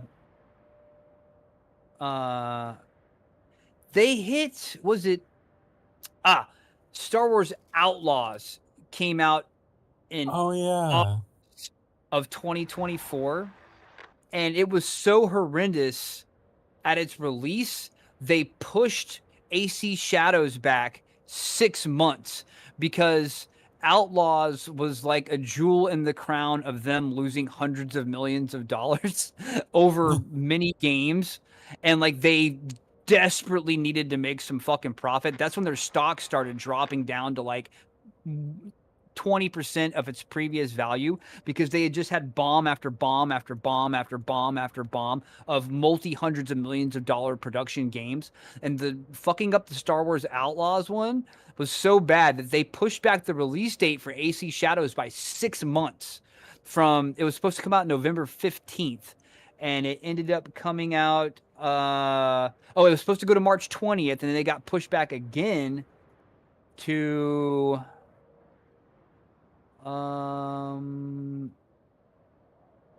it did come out March 20th. March 20th, so they got pushed back too. But, I'm trying to see. That one I followed a little bit. It was kind of hard to get away from all the memes and clips and stuff of that game. What, Star Wars Outlaws? Yeah, just all these things going wrong. Yeah, that was a disappointment. That's a game I would have played if I hadn't have seen it. Like, I'm so glad I looked. You know what I mean? Well, what got me at first was just the character design of the main character. I was like, huh. It was just weird. It was like the face wasn't designed very well. The hair was like a very 80s choice, but not in like the things that the 80s are well remembered for. And the character design was not inspiring to me at all. It was flat and bland and strange. And then they didn't show any like cool alternate hairstyles. You know what I mean? Like, at least with Ivor and a lot of the other characters, you could. Yes. If they had, the character could be awesome, but give me like, let me change your hair or something like that, or whatever. Put a face mask on her or a helmet, or give me something, because the character design was kind of crap on her. And I mean, some people might have liked it, but it did not work out for them in the long run. And then you actually start seeing the gameplay, and it's like, okay, you got some blaster work. It could be cool, but then when people started playing it, it's like, oh, dude, the AI is dumb as fuck, dude. Like the AI was ridiculously stupid. I Like it's the kind of thing where it's like lots of videos of the AI. oh, dude, I can't tell you how much I watched Asmongold play some, and it was like he's standing in just this small little patch of grass. You know what I mean? Maybe like 8 foot by 8 foot square of grass, and there's like 10 enemies out there, and they step in the grass, and he stealth kills it. And then the other one's like, "What was that over there?" And they come over into the 8 by 8 square of grass, and he stealth kills that one. And he's got this pile. Yeah, exactly. I watched him do it live, you know. And then you look at whenever you're on the speeder, like the way the blaster combat worked on the speeder. Speeder was this weird lock-on thing that did not work well at all, and it looked like junk. The optimization was bad for most computers. The graphics, once you actually got into it, the graphics did not look good. Like the explosions looked bad, the character models looked bad. I like the view distance on everything, and the open worldness of Star Wars always looks great, but it just had a lot of problems and nothing looked fun. I didn't see anything in the storyline that like it had the potential to be intriguing, you know, but it just never did it. I never saw anything that looked intriguing in it. And then you actually you see people playing, and it's like, oh, it's ass. It's and they're selling it to you for $70. We need and they had Ubisoft had a Star Wars license and fucked it up. That's why their freaking their stock value dropped. It's like that's an opportunity, and you lost hundreds of millions of dollars after already a slew. Any other developer like Bethesda or like Sucker Punch or whatever, like if they had a Star Wars license, it'd be crazy. And you didn't even make a moderately good game? You made a game that was bad. It was on the bad side, like memeably bad, like a joke, a fucking running joke. I thought we got Outlaws, Annie. I don't remember how or why. We did when we were building our new PCs. The CPUs came with free copies of it, so we didn't actually pay for it. I still haven't given it a shot. I probably won't stream it, but I'd like to look at it off stream. Plus, just because the copyright things that come with Star Wars, you know. Okay, so when Shadows came out, it says it's initially scheduled to release on all systems on November 15th, 2024. And then in September, earlier, 2 months earlier, Ubisoft announced that despite the game being feature complete, they opted to delay the release to February 14th, citing insights gained from the Star Wars Outlaw for further polishing. The game also canceled they canceled the season pass and refunded pre-orders. I remember that now. They canceled the season pass entirely, and they've refunded all existing pre-orders, with future pre-orders set to include the first expansion for free. That's crazy. In a shift from Ubisoft's previous release practices, the PC version will launch simultaneously on Steam, Epic Game Store, and Ubisoft Connect. And then in January 2025, they postponed the release date again to March 20th, as it explored its sales options, and so on and so forth. Shadows was rated, they call it 0Z in Japan, which legally limits the sale of a game to adults only. So Shadows made the game, in Japan, it was released as, hey baby, it was released to, you can only, like, basically a mature game. You can only sell it to people who are 18 years or older, which is basically the death knell for a game like Assassin's Creed. In Japan? You need yeah, in Japan. Yeah, that was how Japan put the thumb up their ass about it. And they made some bullshit about how much gore it was, which they don't care about. I'm trying to see if there's anything else. A collectible figure was scheduled to be released in promotion for the game. It was like this statuette that showed like some architecture in one of the characters. It says the figure used a design similar to the damaged one-legged Torii Gate Sano Shrine in Nagasaki, located less than a mile from the epicenter of the nuclear bombing of Nagasaki. It was removed from sale following claims of cultural insensitivity. And then in February 2025, leaked gameplay footage showed Yasuke being able to enter one of Japan's most famous shrines and destroy the altar, which caused controversy. And that's when it started going up to the government about their stuff. The shrine officials said they were not consulted about the shrine's usage and that they would take appropriate action legally against the game. That's crazy. Let's see if there was anything else worth mentioning.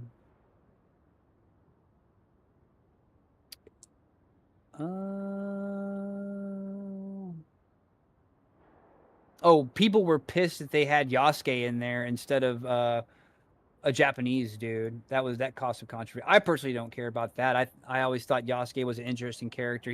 I've seen him in video games since Neo. He was in Neo. Yasuke was.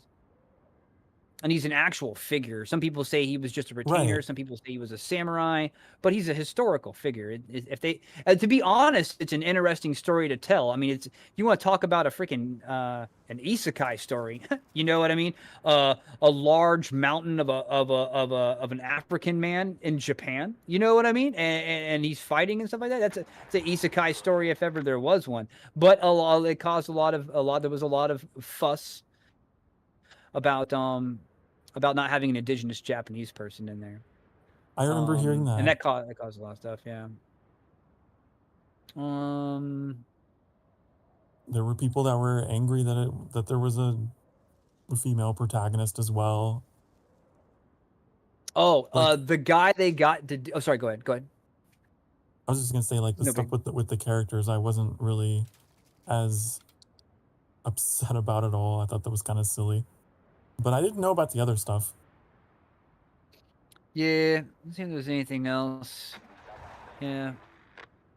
Following complaints from Hiroyuki Kata of the Japanese House of Counselors and Shigeru Ishiba, the Prime Minister of Japan, Ubisoft removed the ability to destroy certain objects within temples, as well as removing the amount of bloodshed by NPCs in various shrines and temples across. Well, it was prior to release.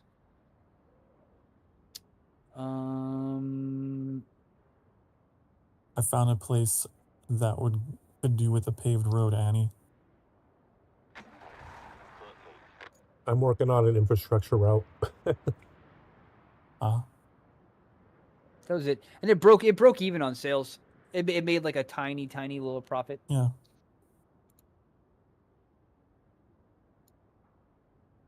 I'm trying to get this route to work while eating Mitch Oreos and listening to Daily Rant.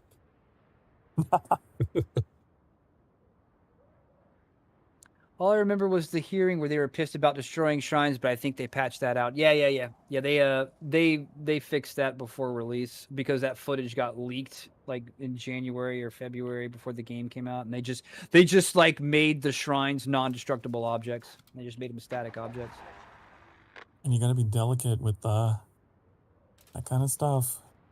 Yeah, well, it was like, dude, if everything hadn't have been hypersensitized by that point, by the time it got to February of 2025, like every time Ubisoft like stepped out the door, 50 different activist groups were watching every breath they took. Like there was literally no good move they could make. They should have just stopped doing anything and just released the game. If they hadn't have said anything from the very beginning and just released the game, I think everything would have been fine. But it was one of those. It was like a Chinese finger trap. Like the more they struggled, the more they tried to get out, the deeper they got, and the tighter the vice became. And there were no move would have been a good one. It's like they should have just shut up and done it. About tyranny, it has leaks and cracks. It takes constant vigilance. It has holes. It has leaks and cracks. That's a great. It's a statement on game development. I hope y'all eventually watch the second season. The second season is even better than the first one. I think we watched the first episode, and oh really? Yeah, I was immediately fascinated with how like he didn't know how to fly the TIE fighter, and I was like, that's actually realistic. I'm glad they did that. Yeah. TIE fighters were probably they've been around for a bit. They're in previous. Well, it wasn't the normal TIE fighter. It was like some experimental new prototype of it. Oh, that's right. Like I thought it was cool seeing Andor in the TIE fighter pilot outfit. I thought that was cool. And then when he landed, like those guys like did not have any structure amongst them at all. All infighting. No. No, I won't say nothing about that. I'll tell you one thing. The character of the guy that's played by Jesus, the crazy dude with the lazy eye and the wild hair. He has a little rebel group. Luthen goes to talk to him and try to get some of his X-wings to help him do some stuff. Oh God, I can't remember. Oh yeah, I know who you're talking about. The name of the actor is on the tip of my tongue, but I can never remember the name of the character. But he's so much better. God, no, fuck. That's what you get. That's what you get. I saw it happen from a bird's eye view. I saw it happen from a bird's eye view. These NPCs are ruthless. That was so great. His character is so much better in this than he is in Rogue One. Like, he's so much better in this than he is in Rogue One. He's crazy, man. That'll teach you to take on the NPCs. Oh, God. I gotta put this kiddo to bed. I'll be right back, guys. Okay. They, like, pushed me off.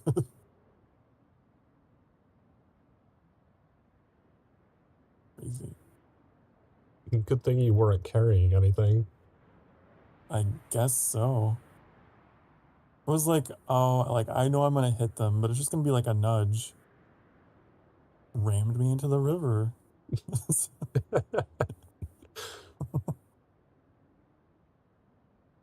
I underestimated their ferocity.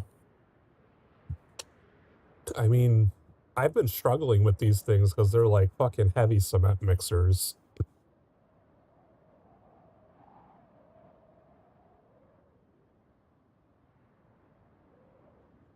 All that said, despite their fuck-ups, a part of me just is, like, optimistic still for some reason that, like, Ubisoft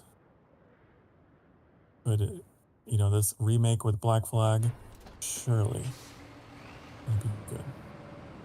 It's not a new IP or anything, so they can't possibly mess it up. Oh, they definitely can mess it up if they really wanted to. Like, maybe you guys should just stick to remasters until you guys figure out how to make games again. But, like, no, that would suck if they did a remake of Black Flag and found a way to mess it up.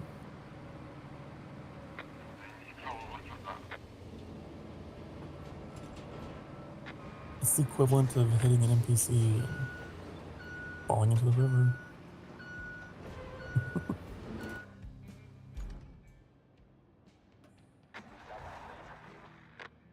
The sad thing is, if anything ever happens to Ubisoft, what happens to those franchises? Those titles, those series?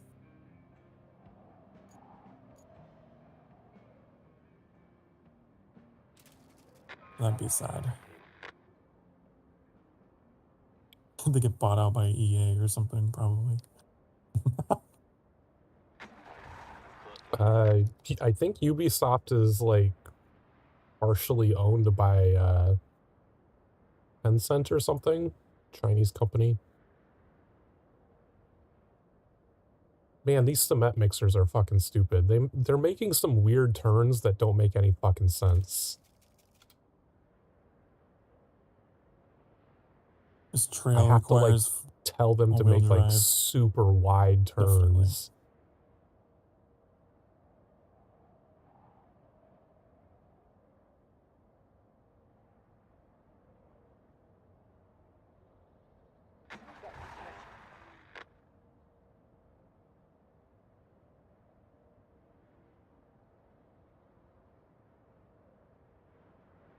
Because for some reason, these ones always seem to turn narrow instead of wide like every other vehicle in the game.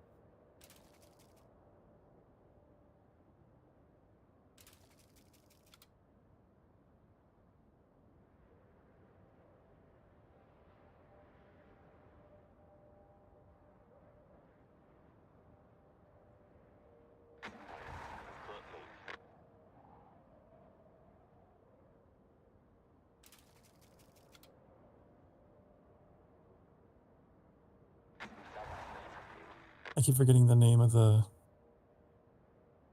game that this developer is working on. Docked? What's it called? Docked? Is that what it is? Yeah, the dock working one is just called Docked.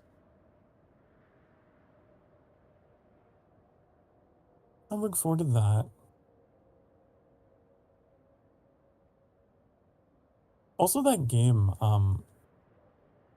was it called Lost Winds or something?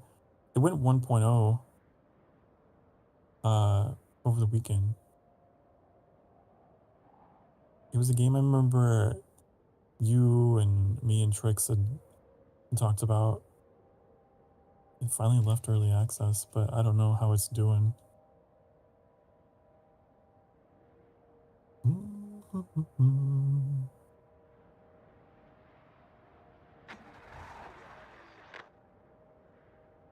Always scared to look at reviews.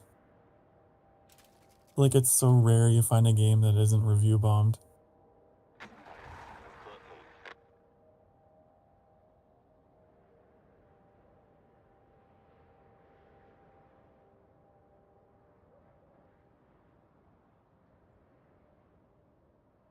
Oh my god, these cement mixers. The AI for them is like completely different than the AI for all of the other trucks. It's so irritating. I'm having to like put the dots like scraping the edge of the road so that they'll actually stay on the road where they need to be.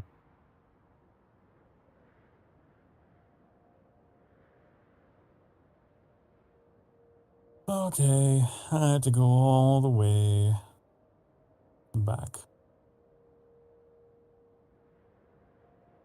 Oh, this is gonna be like a 3-trip job.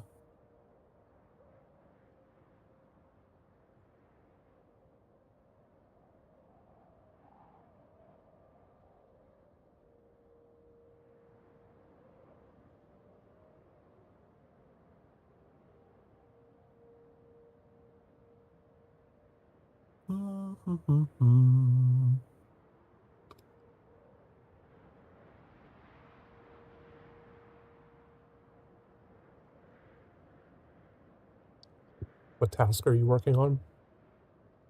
I'm delivering, what is it? Restore the dam. Restore the dam. Oh, did you want me to complete the road in between the 2 roads that I already made? It's fine. I probably will have to. I don't think these cement trucks are going to make it through the sand quarry.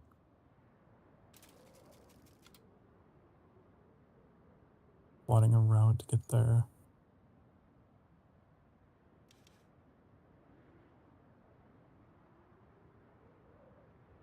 Where's Dumpy? Alright, we back. Hello. Welcome back. Hello. Is it good? Is it good?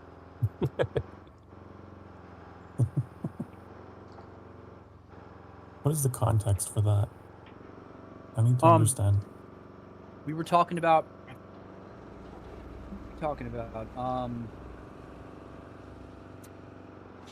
I don't remember what we were talking about, but Dub Shadow was like, oh yeah, we were talking about how it's rare to see Asian viewers in streams that aren't of Asian origin, like rare, like, because we get people. I got people from Europe. I got people from South America, Central America, I've got people from all over. I said the one viewer category that I don't get much of demographic is Asian, and I just don't ever really see them anywhere. But they're all over Twitch. They're just they stick to their own. You know what I mean? And we were just discussing that, and Dubs was like, "Oh yeah, they're all watching Henya the Genius," and I said, "I've never heard of her." Just a second, big dog. I said, "I've never heard of her. Let me go check her out real quick." And so I brought up monitor capture, and I went over, and she was watching something. There's a category on Twitch about haunted. There's a category of real estate in Japan for haunted properties, odd and haunted properties that come with a stigma on them, and she was viewing that category, and I'm like, oh, that's interesting. And I clicked on it, and as soon as I clicked on it, I think she was coming back from a break or something, and she goes, in really like the cutest English you can imagine. She says, "Hello, is it good?" Like she was saying hi to her chat, asking her chat if her chat was good, and she said, "Hello, is it good?" Like that, and I'm like, that is adorable, and like I immediately went and made a clip, and that was all I watched of her.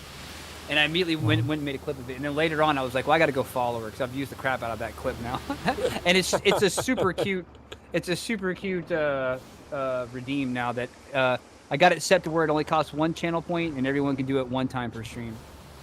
You get just that 1 hello. I've watched a little bit of Henya. I'm a little familiar. I'd never seen her before. Cute.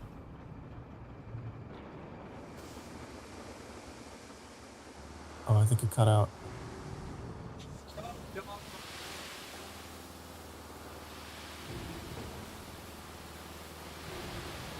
Sorry, dog mischief.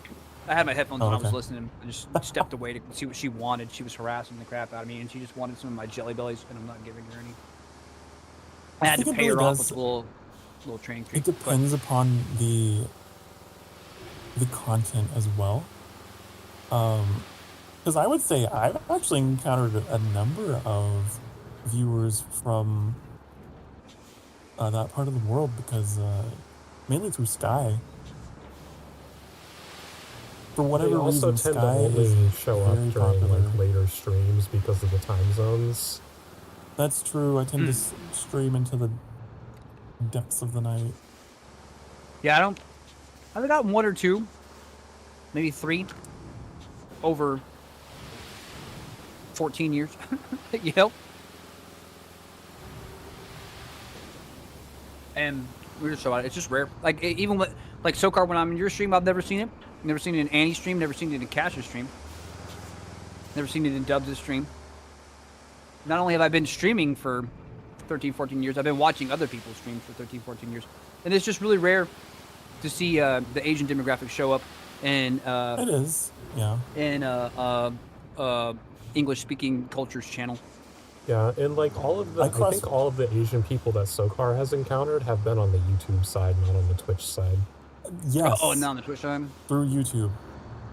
I was gonna say I even crossed paths very briefly with a Japanese YouTuber who understood basic English. And that was pretty cool. That is cool. That is cool. I would love to have him. He'd be more than welcome. I wish I could have someone from every spot. We don't like. I usually have one viewer from Japan and they're German. But yeah. They're out there. They're just a little shy.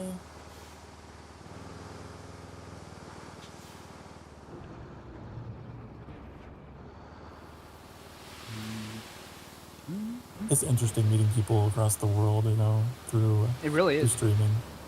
It really is. I would love to talk with them more and exchange ideas and viewpoints and modes, cultural modes of thinking that you get from where you're from, what your families are like, and what your life history is showing. I love exchanging ideas and views. Did you get pushed off a bridge again? Saw it happen live. Saw it happen live. And your bulldozer. The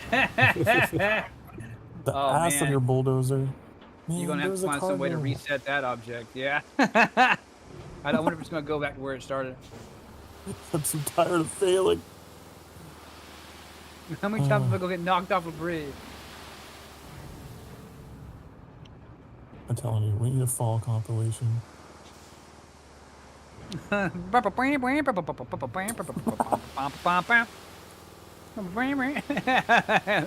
show it at like 1.5 speed.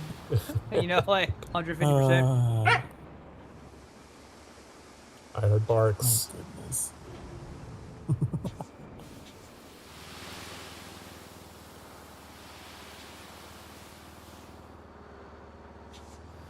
Ugh, it's a long way to the what's our closest place? Is the countryside base the closest we have to the northwest corner? I guess it would be the industrial base. Yeah, all right. Where was that? Where did I fall?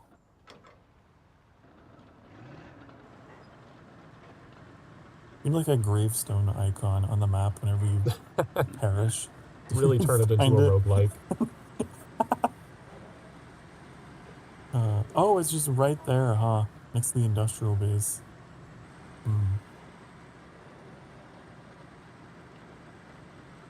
What was I doing over there? Well, if it was a mission object, it might have reset to a different point than it. Like if it was lost in the water or something. It's still strapped to the truck, so I have hope.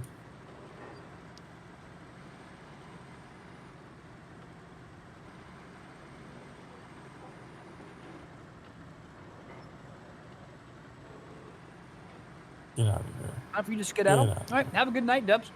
I'll catch up with you tomorrow. I'll be streaming tomorrow morning. Rare Friday morning stream. Have a good night. Playing some more of the beast. Yeah, have a good night, man, for sure. I was telling Annie's bulldozer to get out of here. Get out of here. I'm in my bulldozer. What bulldozer? What? You got a dozer out here that caused this crash. Oh, the one that I was using to push the concrete mixers. The concrete mixers were too heavy for that little, the little dip in between the bridge and where the road starts, and I had to push them to get them over it. Pushed your mixer. Say, get that mixer out of here.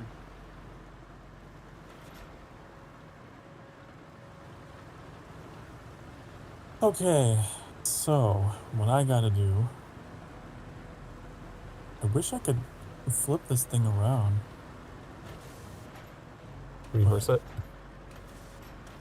Yeah. I want to flip it and reverse it. Can you, how about this? Can you get in it and unstrap the cargo? And then when the cargo comes out, you just retain the vehicle that was carrying it, like you warp it out of there, and then the cargo will just be sitting on the street. I think I figured it out. You could probably carry the generator with that super heavy crane. There. Should have come to it. Minus any low-hanging pipe bridges. Yeah, my other weakness.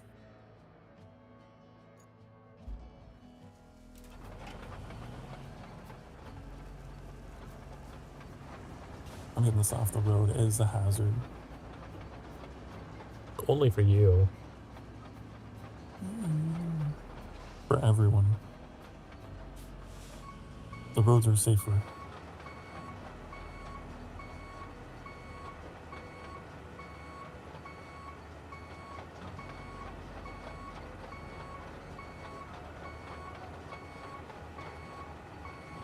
And a big thank you to everybody who's hanging out tonight. Oh yeah. Don't worry, Friday's coming. We will get there. We will. We will get there.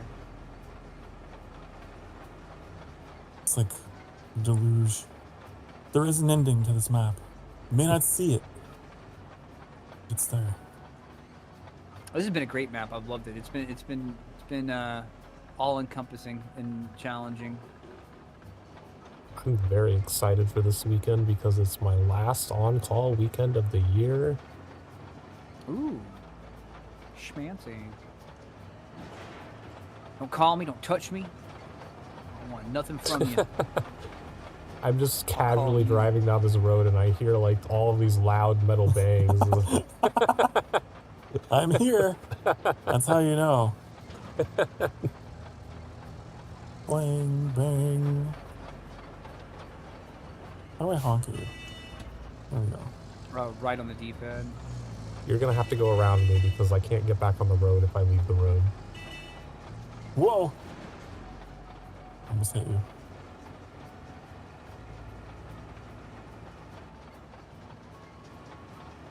Jeez. Ah! Man, it's like watching a drunk driver speed past me on the interstate. My center of mass is like in my ass, so it's very bouncy. Dude, I don't know if this truck's gonna be able to carry that freaking generator. These generators are freaking hardcore. Like, they're big. I need something with a bigger dumpy.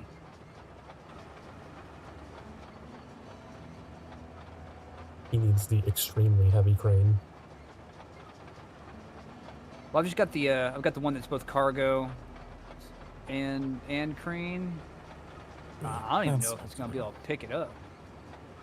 It's like bigger than the whole. If you're going to the dam, it's that dirt path that's waiting to be paved. Yeah, I gotta back up.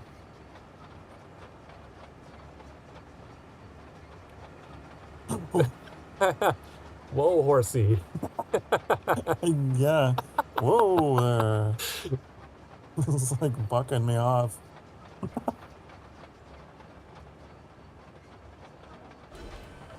You need to press X to soothe, like Breath of the Wild.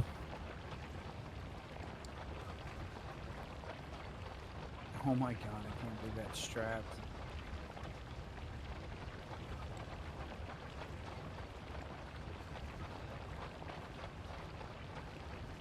I can't believe the cargo straps went over on this thing. It is like not in the back of my truck by any stretch. Is it like in like hot dog style? It's like on top of my truck, like stacking 2 pancakes. Like it is on top of my truck.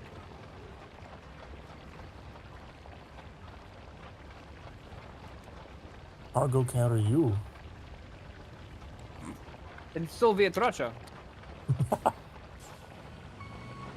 Oh, are we yeah, the summoning Dragunov Rakos? was a Russian sniper rifle. You asked that way earlier. It's the major Russian sniper rifle that's a semi-auto clip load. I knew. I just like, cause her name was that, and I was like, oh, that can't be coincidence. Dragunova. Her weapon is literally name. She's beauty, she's grace, she's sniper rifle. Man, I really like that old lady's speech at the end of Andor. The tension that was building in the city. Oh yeah. Started banging the bells. People marching down the road. They try to cover up the hologram, and it's like still half showing. And she just starts rallying everybody. If I had known what I know then what I knew now, I would burn it down. Whatever she said, I would rise up. I wouldn't be blind. It's just like, oh, yes. I like how even in her dying words, you know, she got to have her little rebellion. And then, like, the guy, like, knocked out one of the stormtroopers with her brick. Oh, yeah, he did. You're right about that. I like that dude And they also, were torturing. But I didn't realize that the theme of the series was that, like, a funeral march. That was pretty cool. They do. It's something like every episode when it says Andor, and it plays like whenever the title marquee comes on at the beginning of the episode. The quake symbol. Yeah, the quake. Yes, yeah, exactly. They play like one instrument's version of that song, and then it all comes together at the end. Let's just say a flat tone melody with like an instrument, and it's all of them together at the end. It's the alliance, the rebellions coming together to form one coherent chorus. Oh, I didn't even put that together. That's kind of cool. I like the idea of the way that they were torturing people. Instead of like physically hurting them, it's like, oh, here, you can listen to these are the death screams of whatever Xenos children. You know what I mean? Like, yeah, these are a bunch of alien babies, and these are the sounds they make when they get burned alive. You know what I mean? Here, put these headphones on and listen to them as the sound of their screams drives you crazy. You guys are definitely the good guys, right? Oh, goodness. Yeah, it was that second season's pretty damn cool too. All the characters are back, and they're all awesome. They didn't really waste any time getting into that second season. They rolled right out of season 1 to season 2. I love Luthen. I think he's a great character. Oh yeah. Saw Gerrera. That's the name of the other guy. The black dude with the crazy hair and the lazy eye. Saw Gerrera. And Forrest Whitaker is the actor's name. I knew it would come to me eventually. Saw Gerrera's a madman. The second season explains why, I won't tell you why, but it'll explain a lot more about Saw Gerrera, like why he has that ventilator and like breathing problems and stuff like that, and why, and also why he's a little bit psychotic. Like he's got some brain damage and some lung damage, some body damage. What's up, Foo? How you doing, man? There goes my hero. Watch him as he goes. Everlong. I love Foo Fighters. Chris Cornell was in Foo Fighters.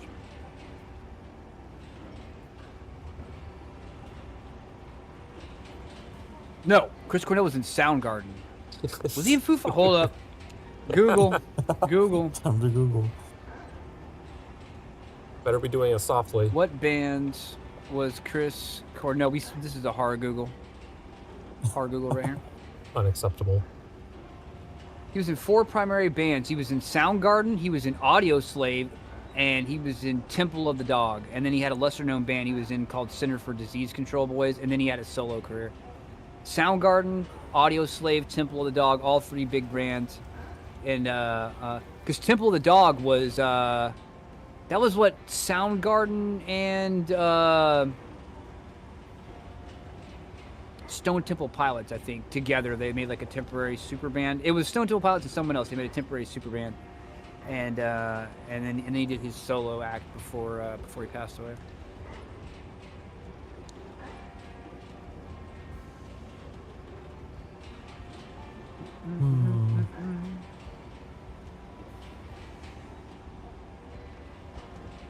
That place is so far.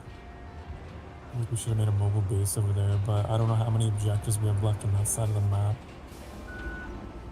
Who we played a lot of the new Dying Light that came out today. Dying Light the Beast. It's fantastic. Very good, very good. It's in the VODs. Very, very good playthrough. I'm gonna be playing that like a rabid dog. Rabid dog. I'm gonna be playing it tomorrow. I'll be streaming tomorrow, which I never stream on Fridays. I'm probably gonna do a full like 5-6 hour stream tomorrow of just Dying Light. Oh, really? Oh yeah, yeah. I haven't quite figured out. I was gonna do like my regular just chatting Friday stream, but I also was like, I got some extra time. I don't know what to do, but we'll see. Decisions.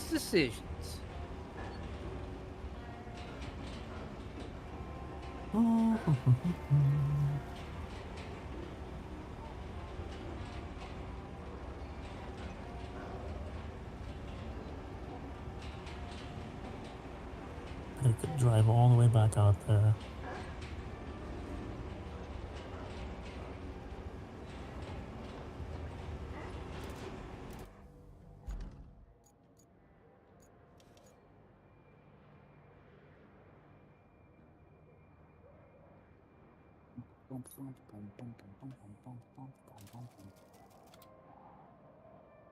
Where am I supposed to be taking this to? Oh, over here.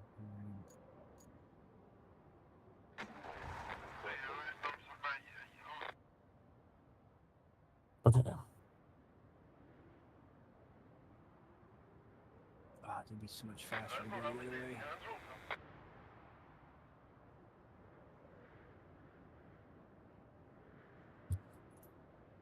The path through the sand quarry is paved now. Oh, that's good. Oh, right on.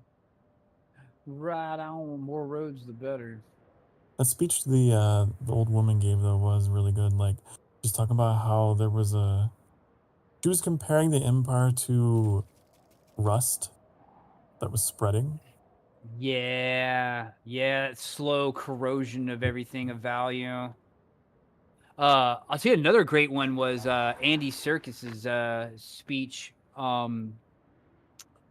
whenever he got all the prisoners to rise up. Mm-hmm. And I can't remember what he was like, saying come on, about... use some more emotion than that. Oh, dude, he did a great job. He did a great job.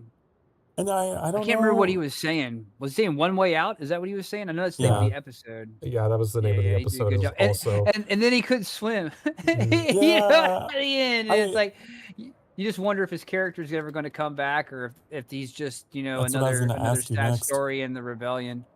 But he was a lifer, man. He was almost done, but once they found out that, like, oh yeah, dude finished his 10 years, and they just like. They took him out of there. Oh, you're free to go. And then they just moved him to like the opposite side of the prison with some other people. They were like, oh, fuck, we're never getting out of here. Well, the thing that they were emphasizing through that episode was what they were doing is to keep it quiet. They were taking them out of that facility and just transporting them to one of the other hydro facilities in the area. Mm-hmm. But they made a mistake and accidentally released him back into the same facility. And that sparked like a whole thing because people recognized him. Yeah, and that's a crack. That's a leak. It's a leak. It takes that constant vigilance to do it that way. Because that's how they broke out, was with a crack leak. So did you see what they were making? What they were making there? I don't think they revealed that in the episode. It's at the end of the season finale of the first season. Wow, I wasn't paying attention then. Let me double check and make sure it's not the end of the second season. I'm pretty sure it's at the end of the first season. Sorry, I'm eating Jelly Bellies. If they revealed it, it was subtle. All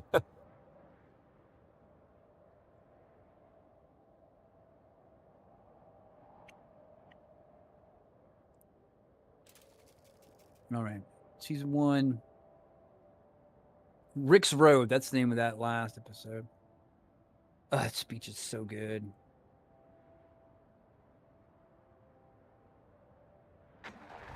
You want Jelly Bellies now? They good. Oh, y'all didn't watch the post-credit scene. It's post-credits. Yeah, y'all didn't watch the post-credit scene. We were skipping the credits. No, it's because they went on forever. No. It's because Disney Plus auto plays to the next one. Oh, so it went straight to season 2? Yeah, what the app did was it was only playing like the first 5 or 10 seconds of the credits, and then it's like, do you want to go to the next episode? And it's like one of those little timer things where it'll just automatically skip to the next episode if you don't interact within so much time. Oh, if you don't press it?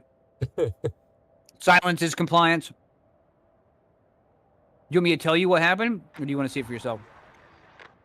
Or do you want me to tell you what they were working on? You can tell me. Yeah, I mean, we're past that point. It shows these drone robots installing those little things they were making.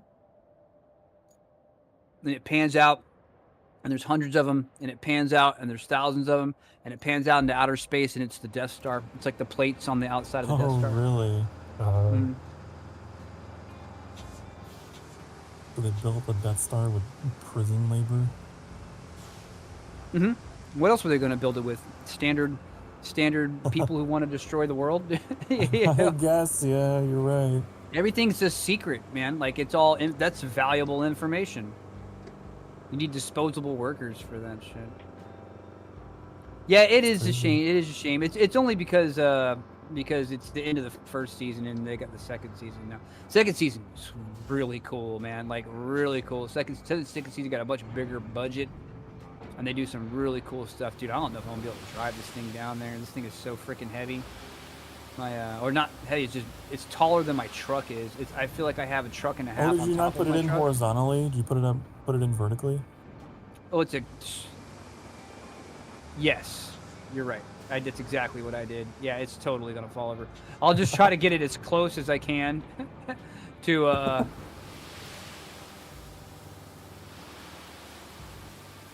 just gotta be spring thumb ready with the kicking out the anchors.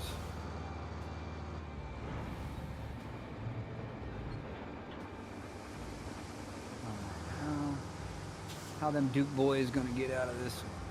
Let's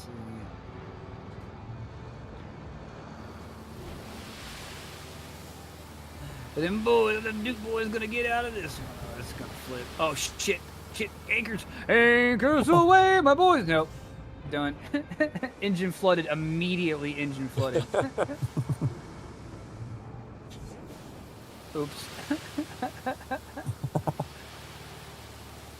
Won't let me unstrap the cargo. Sadly, how do? Okay, what happens if I recover the vehicle?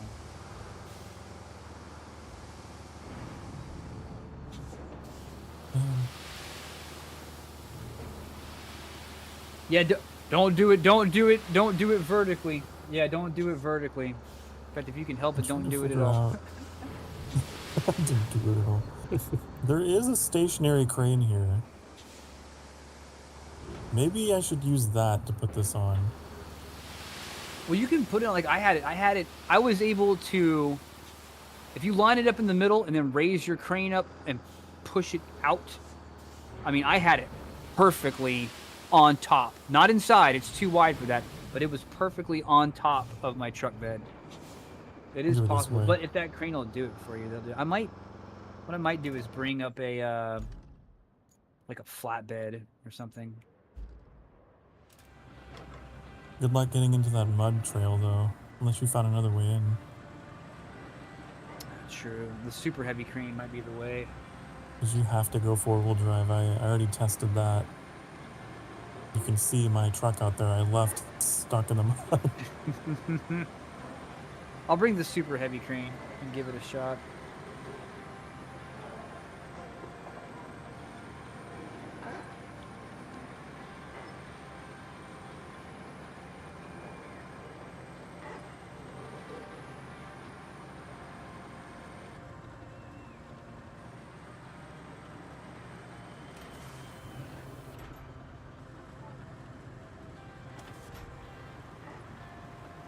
Alright, I'm on the move. I'm gonna try. He's on the move. That's when he's in his most dangerous state. Yeah.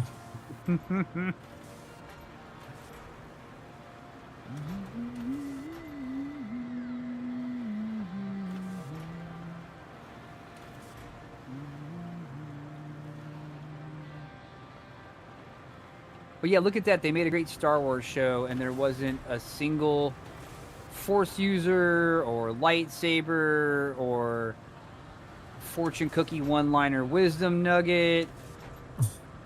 No ghost. The Force is with me. Oh, dude. Do not. There is no try. You know what I mean? It's like it's all like, and there's nothing wrong with that. But like that's just what it's different.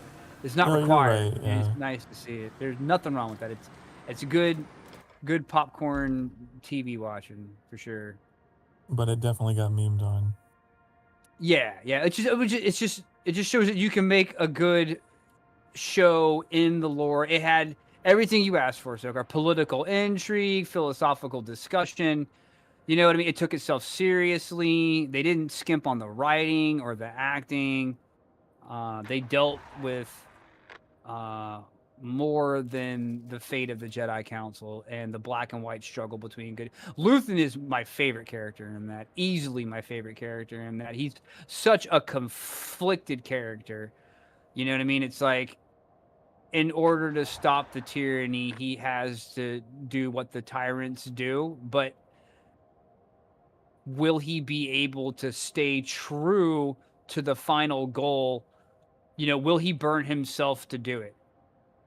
Mm-hmm. Oh, I also really like the part when he got in his ship and they tried to suck him with a tractor beam. Yeah, that was sent great. Those TIE fighters after him, and he just had like laser swords. You know what I mean? It just did like a 360. He did a barrel roll, Fox, and they just got sliced up into pieces. I was like, oh, that's good stuff. The thing is, too, he could have just like gotten away, but he decided to hang back and fuck with them a little bit. He did, because fuck him. You know what I mean? Fuck him. He's got to get his in there somewhere. And then they're surprised. What was that? He's smart, dude. He like they had their tractor beam on him, and so he just threw a bunch. He like deployed a whole bunch of like chaff and shrapnel, and the tractor beam sucked it all in and freaking got just grenaded up basically. Like basic 101 smart. He did and how good is the actor to basically play two completely different characters?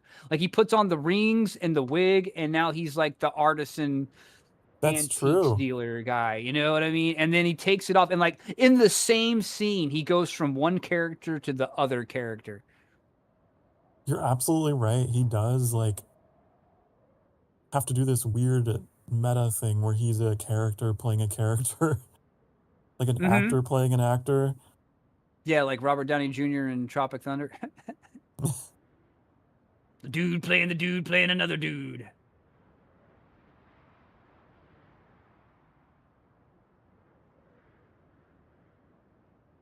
Oh, come on, man. Dude, this mud hole is going to be a real grade A pain in the ass. We might have to, you know, you can always take the long way around. Which it looks like that's what you're doing.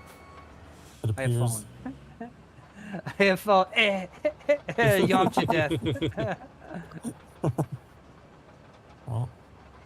Come on, how did I even do this? Get me out of here. Get me out of here, Toggles. Toggle me out of here.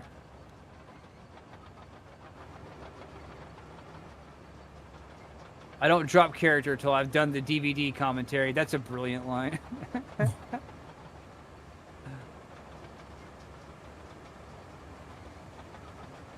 Kids in the future will wonder what a DVD is. I will say, Andor made the Rebels cool. It really made him make sense. It really made him make sense. Because up until this point, I won't lie, I was very Team Empire. It was like, they're really cool, you know?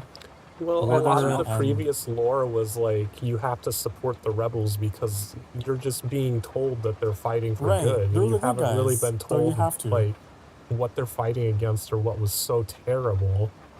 Yeah, you never really got a sense that the Empire was bad other than the plot telling you, oh, they're bad. Mm-hmm. Yeah, you really didn't. You didn't see why. You never saw why the Empire, or how, you never saw how the rebellion got forged. And it was just, all the rebellions were totally organic. Like, it's like they were saying, it's the manifesto that kid writes is so crucial. It comes back up again in season 2, that manifesto does. And he just talks about how, like, there's already an army out there. They're just not linked together. You know what I mean? They're all over the galaxy on so many planets. There's armies of rebellion, but they don't know each other. You know, they're not linked together, but there's already millions strong army ready to fight. But they just had to find someone to bring them together, a way to bring it to make an alliance out of them. A rebel alliance. It just really humanizes the Rebel Alliance. It does. It does. Because I know that after before Andor and all that, there were a lot of like memes and stuff about how like the rebels were the problem. You know, like it was hard to sympathize with them. The Empire is just complete ass. It is complete ass, man. I found myself like semi-rooting, and maybe this is the deviousness of it. You find yourself kind of semi-rooting for some of the people in the Empire. Yeah, not the Emperor, not the Stormtroopers, but like the kid who's in charge of the private security, you know, and he's hunting Andor and gets like his whole career gets screwed or whatever. I can't remember his name. Yeah, he's got like the mom that's like nagging him and everything. Yeah, it's like Sibin or Sibin or something like Cyril. Cyril was his name. It was Cyril. Yeah. And he's just such a guy, and like the whole time you're like rooting for him to like maybe have a change of heart. You know what I mean? Because he's just like, he's a bad person, but he's not an evil person. He's got some bad personality traits, control issues,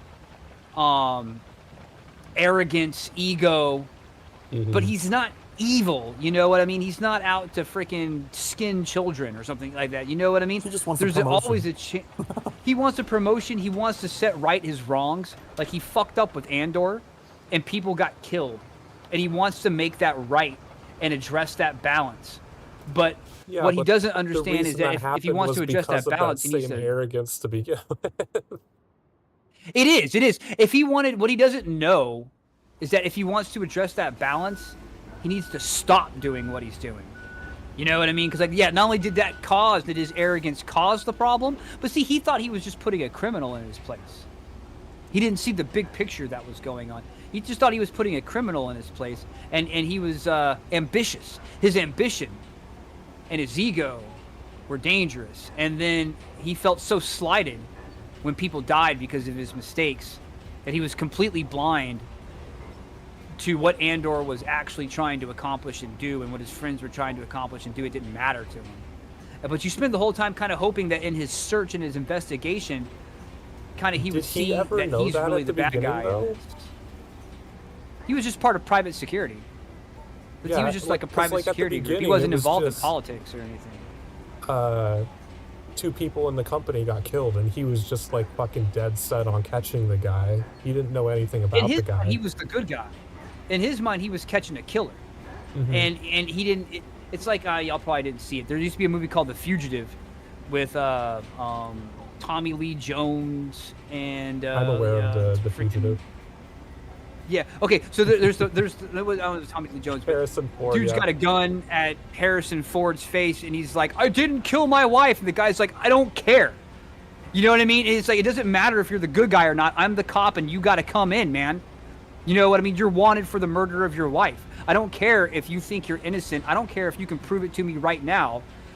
My job is to bring you in. And that's what he was. He was that guy. You know what I mean? And so you keep hoping, much like the character in The Fugitive, the cop in The Fugitive, that he's going to figure out in his investigation that, he actually was innocent. We do need to, at best, help him. At worst, just let him go. Well, you also have that problem of one of the character traits you didn't mention is he does not respect authority. He does not follow instructions. Very true. His boss at the very beginning told him, don't pursue this, and he pursued it anyway. And that woman with the Empire keeps telling him, don't pursue this, and he keeps pursuing her. Like, he just completely ignores everything. He does what he wants to do despite the consequences. His mother's a total freaking cunt, but, like, she got him a job. She totally got him a job, after he was basically damaged goods. It's Uncle Marlowe. Bless his soul. I thought it was funny how even his cereal had blue milk. That's just a Star Wars thing. Yeah, that was a very, like, it's like, oh yeah, this is Star Wars. Yeah, there were definitely moments where I forgot I was watching a Star Wars related thing. Yeah, he was a good character. The girl who's coming up, the blonde haired girl who's like coming up in the Imperial Secret Services or whatever. I liked her character too, and I kept hoping that maybe she would find some kind of like redemption as she goes. And even if she didn't, I kind of was hoping she would succeed against the other people in her own business. You know what I mean? Like, I found myself rooting for her whenever she was on the screen, because she was in just like a cutthroat world where everybody was looking out for themselves. You know what I mean? And I found myself rooting for her as well. And it really humanized characters on both sides of the black and white spectrum, and that's only done through great writing, great dialogue, great acting, and great directing. And that's something most Star Wars don't have, that special spark. Most Star Wars is so black and white that you don't really need to get that intricate level of talent and detail into the popcorn eating feature that you're watching. And so I really appreciated it because it was a welcome change of pace out of Star Wars.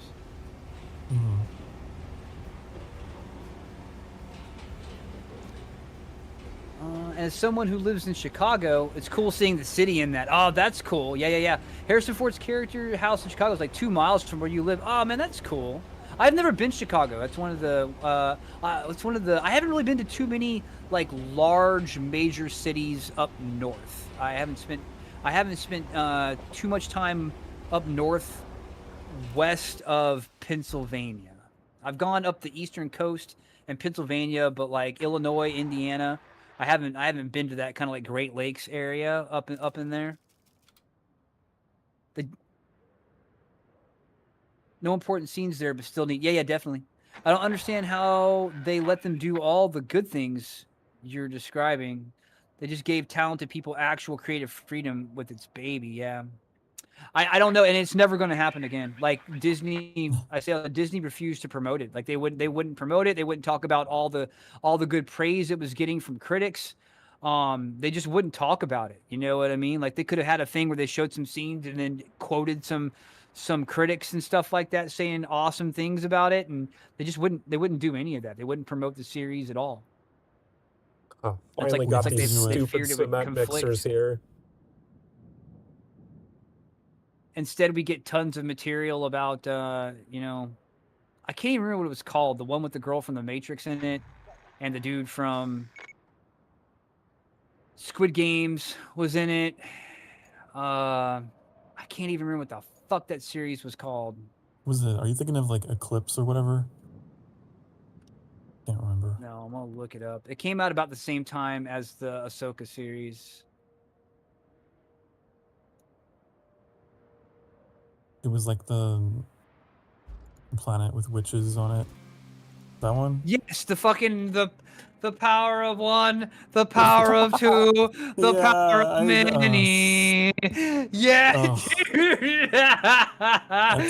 power of one, the power of two, the power of many. The fucking immaculate conception over here. Yeah, I can't even remember what that shit's called. Now, I love the girl from The Matrix. She was awesome. And I love the dude from Squid Games. Both of them were amazing. They were great in every scene they were in. And the rest of it was garbage. The fucking Sith Lord they had going around, garbage. The main protagonist, both of them, it was the same actor playing both twins, garbage. Like, didn't like the character, didn't like the writing. The lightsaber scenes were decent. I did like the lightsaber scenes and the choreography. But man, that power one, power two bullshit, dude, they better sweep that under the rug as fast as they possibly can. I don't even remember what that series was called. You mentioned lightsaber, and all I could think of was that scene where her lightsaber changes color because of her mood. Oh, she bled her crystal. There's a thing that that Sith do where they bleed their kyber crystals or whatever. But yeah, hers was different. It was so weird. I'm trying to see what it's called. Okay. Acolyte. Star Wars Acolyte. Yeah, I don't know why I was calling it Eclipse. I don't know why. I need to make that a soundbite. Channel Point Redeem. And it's just gonna. I'm just gonna call it Super Cringe Redemption, and it's just gonna be the power of one, the power of two, the power of many. And it'll just be like, if you know, you know, you know. If you don't, then you're blessed. Truly. Fuck. And then they like, didn't they call the Force something else? They call it the threat or something. Man, I don't know. I don't fucking know, dude. I remember old girl from The Matrix getting blasted with a knife in her chest. That's what I remember. And I remember the Sith Lord guy like trying to seduce the girl to the dark side with his like sexy time bath scene. And I remember the power of one, the power of two, the power of many. That whole episode was a waste of my fucking time. And what else do I remember? I liked the fight scene down at the swamp because the dude from Squid Games was in it a lot, and there was a lot of good like fighting going on. That was cool. And then like old girl had like a lightsaber whip, and that was stupid as fuck. And I don't know. That's about it. It's about the extent of my knowledge. I see you're recovering the piece that we need. Yep, we're just waiting on Daly. He's the only missing piece of this objective. I keep stopping to chat on the phone on the way. I'm having to counterbalance these curves. I know you saw that freaking amazing save I did about 2 minutes ago with the anchors. That shit was awesome.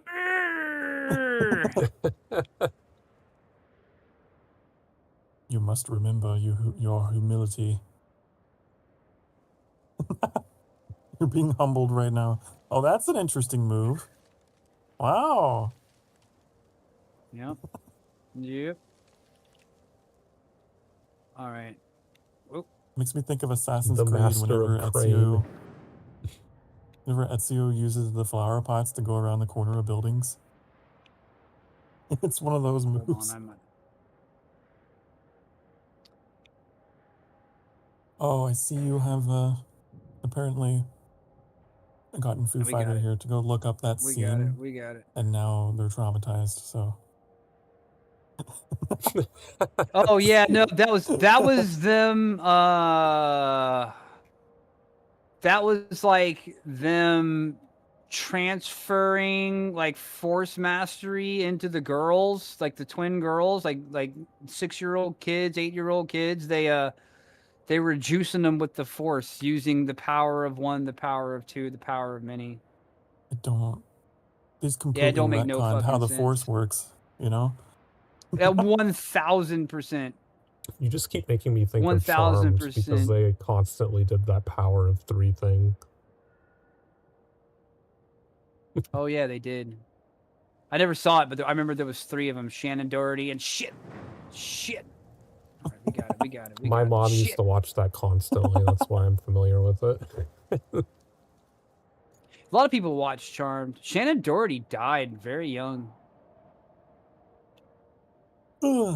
Charmed. Or she was kind of a bitch anyway, though. So I don't know. But no, that's not is. fair to say. That's not fair to say. It's a shame to have died so young, no matter what. It's a show about like 3 sisters that are witches in like the modern era, kind of thing. Oh. Sounds.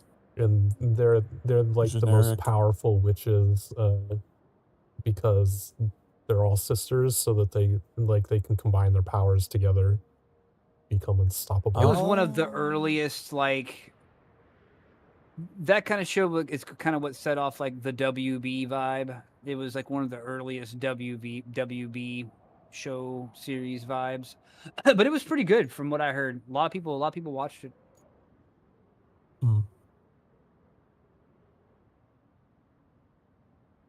Wait, which way are you going, Daily? I'm working on that. I'm following the tags I put down. That seems like the super long way around. I've made some bad tags. Let me read. No, it seems like a straight line. Oh, you're gonna cut through there. I was thinking you were gonna take paved roads. I don't know if you can see the markers. The adventurous route. No, I can't see them. Oh, I was just looking on his stream. They changed it so by default you place markers for yourself only. You have to explicitly tell it to place it for everyone. Now they're not shared. So, you know the girl from Game of Thrones who was like one of the assassin peoples? The one that was a Stark? No, she wasn't a Stark. She was just Arya? She worked with Arya. It was the girl that was the blonde-haired girl who hunted Arya later. Yeah. She stabbed was her like in twice Andor. in the stomach. Yeah. Was she? She's Who in was she Andor. in Andor? She was one of the rebel, the blonde rebel. Was she the blonde? Dude, she seems so much. You know what? Yeah, older. Game of Thrones was a long time ago. Game of Thrones was a long time ago. Because she was still a child. So yeah, she looks so old. What's that? What'd you say, Annie? Because she was still like a kid in Game of Thrones. Yeah. But you know that was like she looked so old. Yeah. In Andor, she looked like she was in her 40s. There's so many. But they probably just didn't have makeup on her. Cast members in that show. It's Crazy. I keep finding them. Dude, if you're in Game of Thrones, like, people can say what they want about the later seasons, but if you were in Game of Thrones, you're like acting alumni at this point. Don't I mean, no joke. fall. I mean, name someone who hasn't got incredible roles after Game of Thrones, or that didn't already have incredible roles before Game of Thrones.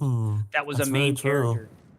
That was every one of them. Every single one of them that was a main character has gotten either more roles or recognition, or was already a famous actor before they went in there. All of them. Every single one. There was even the kid who, I mean, there's fucking stumps all over this road. Even the kid who was him and his sister were helping Bran. They were like dragging Bran through the north. The kid could kind of see visions or whatever. He would have seizures and see visions. The brother, he was in The Last Jedi, The Force Awakens, and what was the last one? Fucking Skywalker Saga or whatever the fuck. I don't even know. I don't even know what the last one was called, but yeah, he was in all three of those. He was an Imperial soldier, like a redhead Imperial soldier that would, you know, be like, oh, there they are, sir. You know, he didn't have like much to he would do like the meme point thing. Ah, I didn't know that. He was on one of the comms, and he would just like relay information back to General Huxley or the Kylo Ren. Brianna Kylo Ren was in Star Wars. She was Captain Phasma. I was hoping they would do so much more with her, and then they didn't do anything with her at all. Nothing ever happened with her. Finn, nothing ever happened with Finn. Nothing of any consequence ever happened with Finn, and nothing of any consequence ever happened with the girl who played Brienne of Tarth. What a dumb series, man. Like, just storylines that come to like no conclusion, dead ends, holes everywhere, terribly put together. Somehow Palpatine returned. Bloat. Like the last, I actually liked The Last Jedi. I liked the middle one, The Last Jedi. I liked Kylo in it. I liked the planet they fought on at the end, where it was like white salt on the top and the red underneath. I liked the art direction of it. That's where we lost I liked when the ship jumped but there was like the casino horse race arc with Finn and Rose that didn't need to be in it at all. It was 45 minutes of let's just jerk off. Like, there was no reason for it to be in the movie whatsoever. And that's the kind of mistakes they made all throughout the series. And the last one, Skywalker Saga, I cannot tell you what happened in the movie at all. I cannot tell you. I'm gonna look up what it's called. No idea. I know it's not called that. It's not called Skywalker Saga? Oh, it's not called The Last Skywalker. Star Wars game. I keep wanting to call it The Last Skywalker, but I know that's not it either.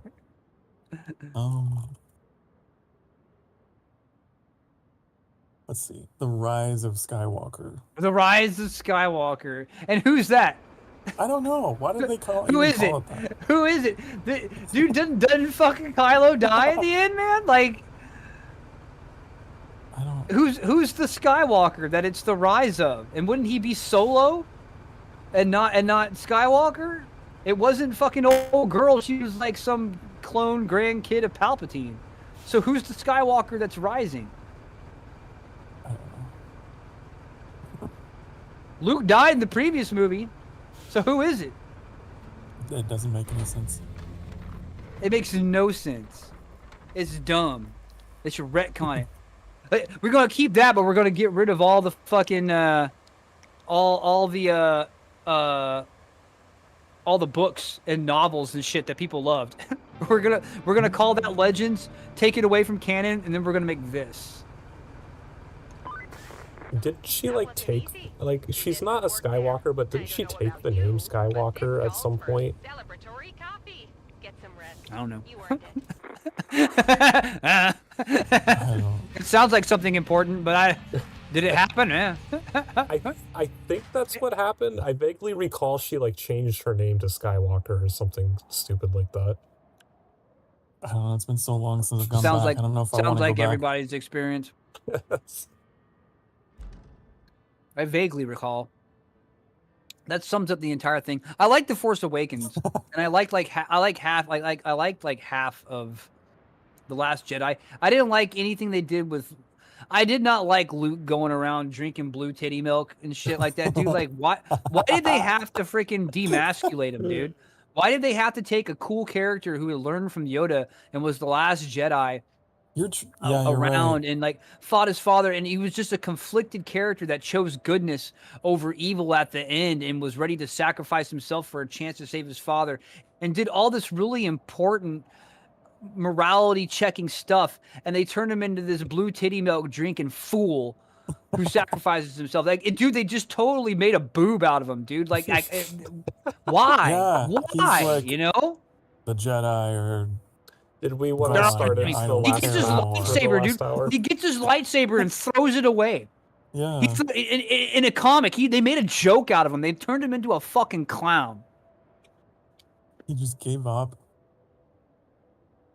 Childhood role model for so many kids, and they turned him into a clown, had him drink blue titty milk, and then killed him. I love how that's the detail you keep going back to, is that image of him. I'm shocked, dude. He's like dribbling down his fucking lips, dude. They humiliated him. Oh, it's like they humiliated him. The road trip. Sadly so in that case, yeah. That barbecue bussy sandwich, man. But they didn't have to humiliate him like that. And I'm shocked that freaking Mark Hamill did the role. I'm shocked he did it. He certainly hasn't held back on bagging on it. Like, in many interviews, he's trashed it totally. I think connection lost. That was the end of that map. I think Annie left the. Yeah, we did. GG's. Sorry, I didn't mean to want go to move on to the next one for the next hour. I like to see it. We got an hour. Sure. No, I hope the time went by. Is. I didn't even realize we were done. We ranted through it. If the story was someone on the writing team hated Mark Hamill, that would make sense. I feel like there was people on the writing team that hated Luke Skywalker and hated the old Star Wars. Like, this is going to be the new stuff, and it's so good. The old stuff was just a joke. You know, it's just a joke with a bunch of boomers. Their entire direction with the trilogy was they wanted to make something for a new generation. And so, yeah. Instead of building on the old stuff, they had to freaking tear it down. Exactly. There's no redeeming it with what they did. That was what they wanted to do from the beginning. There's nowhere where you can say that, like, Luke ended up being cool at the end. Like, he was a joke. They just totally humiliated him all with the. And like, now if his fucking Force, even if there's a future movie and they bring out his Force ghost, if he doesn't come out on a fucking unicycle honking a fucking clown nose, then it doesn't keep true to the other shit they did in the movies, dude.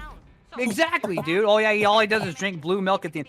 Dude, he was such a philosopher and went through some real shit that people could relate to. He was a role model for so many kids and adults and stuff like that, and they shit on him, dude. It's really bad. It's really bad. And I didn't used to think that, but like now that I've gotten some distance from it, all I see is that picture of him with the fucking blue milk dribbling down his face, dude. They just totally did him dirty is a small word. And then and to make such fucking crap, like the arrogance to think that you're gonna, not only are you gonna fucking change it, but you're gonna diss on it. And then the thing that you made out of it was just fucking garbage. You wrecked it for everybody. All I can think of is Rowan. Jelly bellies make me mad. It's like the fire water. I get mad when I eat these jelly bellies. You know whenever Rowan goes, oh, well, you fucked it. Well, you fucked it. Too late. Too late now.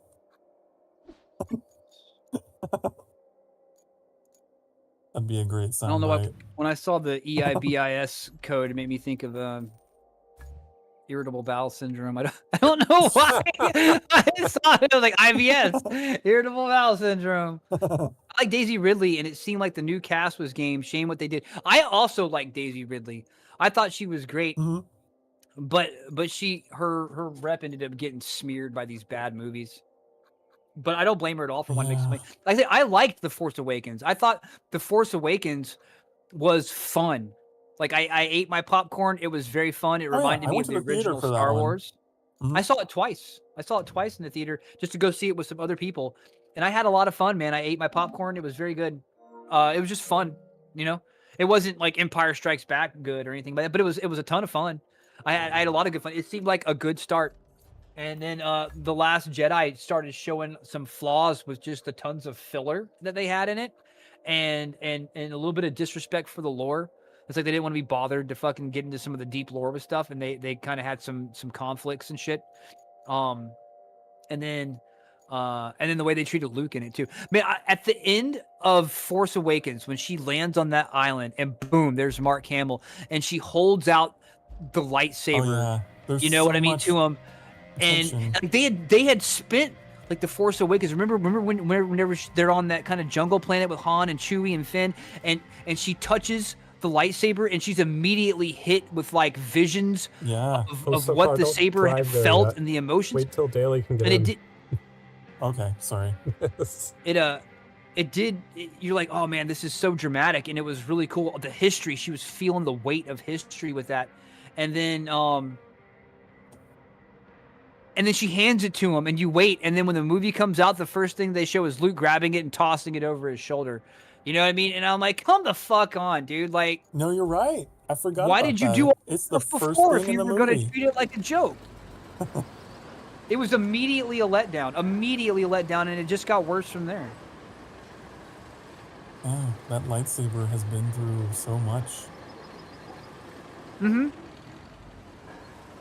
he just tossed it like it wasn't important. Like the significance and history of it wasn't important. I guess it's a metaphor for how they treated Star Wars. You're absolutely right. Dude, I think they did that on purpose. I think that's exactly what it was. If that lightsaber had been in 40K, that thing would be a reverent fucking ancient relic. Somebody would want it. Somebody would want it, and they would honor it, and they would keep it, and they would pass it down, or it would be held somewhere in a hall of respect.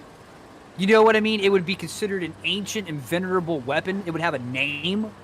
You know what I mean? And I don't know why they just did that to themselves. Like, why did they do that to themselves? Idiots. Kathleen Kennedy, I guess.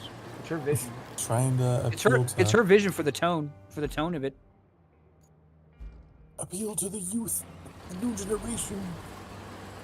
Well, the youth love Star Wars. Yeah, that's the funny thing, right? Yeah, and now nobody gives a fuck. The youth, you could expose them to the old stuff, and they like it. What's the like? They either got to watch old shit with dated CGI, or they have to watch the new stuff with this dull, boring, uninteresting, and horribly fucking written, dude. Like, why even care about fucking Star Wars? Your best hope for Star Wars is to go play the new video games. You know, Fallen Order and Jedi Survivor. Those are fantastic. Those are both fantastic. And watch Andor, which Disney refuses to fucking promote because they want to promote Acolyte, which is more of the same slop. This place has some beautiful mountains in the back. Sorry. I haven't even looked yet. I sat my controller down, brought the map up, started eating Jelly Bellies, and just ranting. Oh, wow, I love the draw distance on it. It's like a whole factory down there. Where are we at, I wonder? Oh, Kelly was saying things, but I didn't care. Yeah, that's what fucking word she said, dude. It's definitely very muddy, so we're gonna have to build lots more roads. Dude, I think now that the smartest person out of the whole returning cast was Harrison Ford, who said, "Yeah, I'll do it, but kill my character off." Yeah, I sympathize with him. Yeah, he's so lucky he didn't come back for the last two movies. He said, "Yeah, I'll come back and get that paycheck, but I demand you kill my character off." That was his idea. He was also getting old. I think he hurt himself on the set really badly. Really? Yeah. You ever watch the Marvel stuff, Sokar? No. Oh, you know Hawkeye? He's played by a guy named Jeremy. It's not Jeremy Irons. I can't remember his name, but the guy who played Hawkeye, he was in a horrendous like snowmobile accident.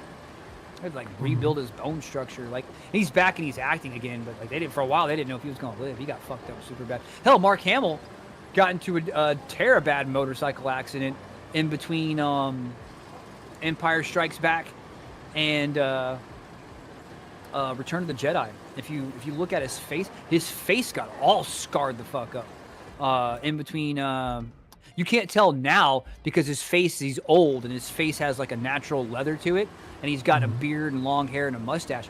But look at Mark Hamill in Star Wars. He is like the most hair colored baby face fucking kid you can imagine. Yeah. And he's like that in Empire also. And then you look at him in Return of the Jedi, he looks like he aged like 20 years, even though it was only like 2. And it's because they had to like kind of cover up. He had a lot of facial scarring from a motorcycle accident. Oh, really? Wow. I just Googled it to make sure. Harrison Ford, he was injured on the set of the Millennium Falcon set of Star Wars Force Awakens. A hydraulic door crushed his leg, resulting in a broken and dislocated ankle. Holy fuck, that's bad to have when you're his age, man. You don't want to be healing broken bones. That's why, like, whenever an old person, like, shatters a hip, it can be totally fatal. Like, you know how long it takes to heal when you're old, much less heal bone? Bone takes long to heal whenever you're 5. And like, you heal 5, dude, when you're like a kid, if you get cut, it's healed the next day and gone, like it never fucking happened. You know what I mean?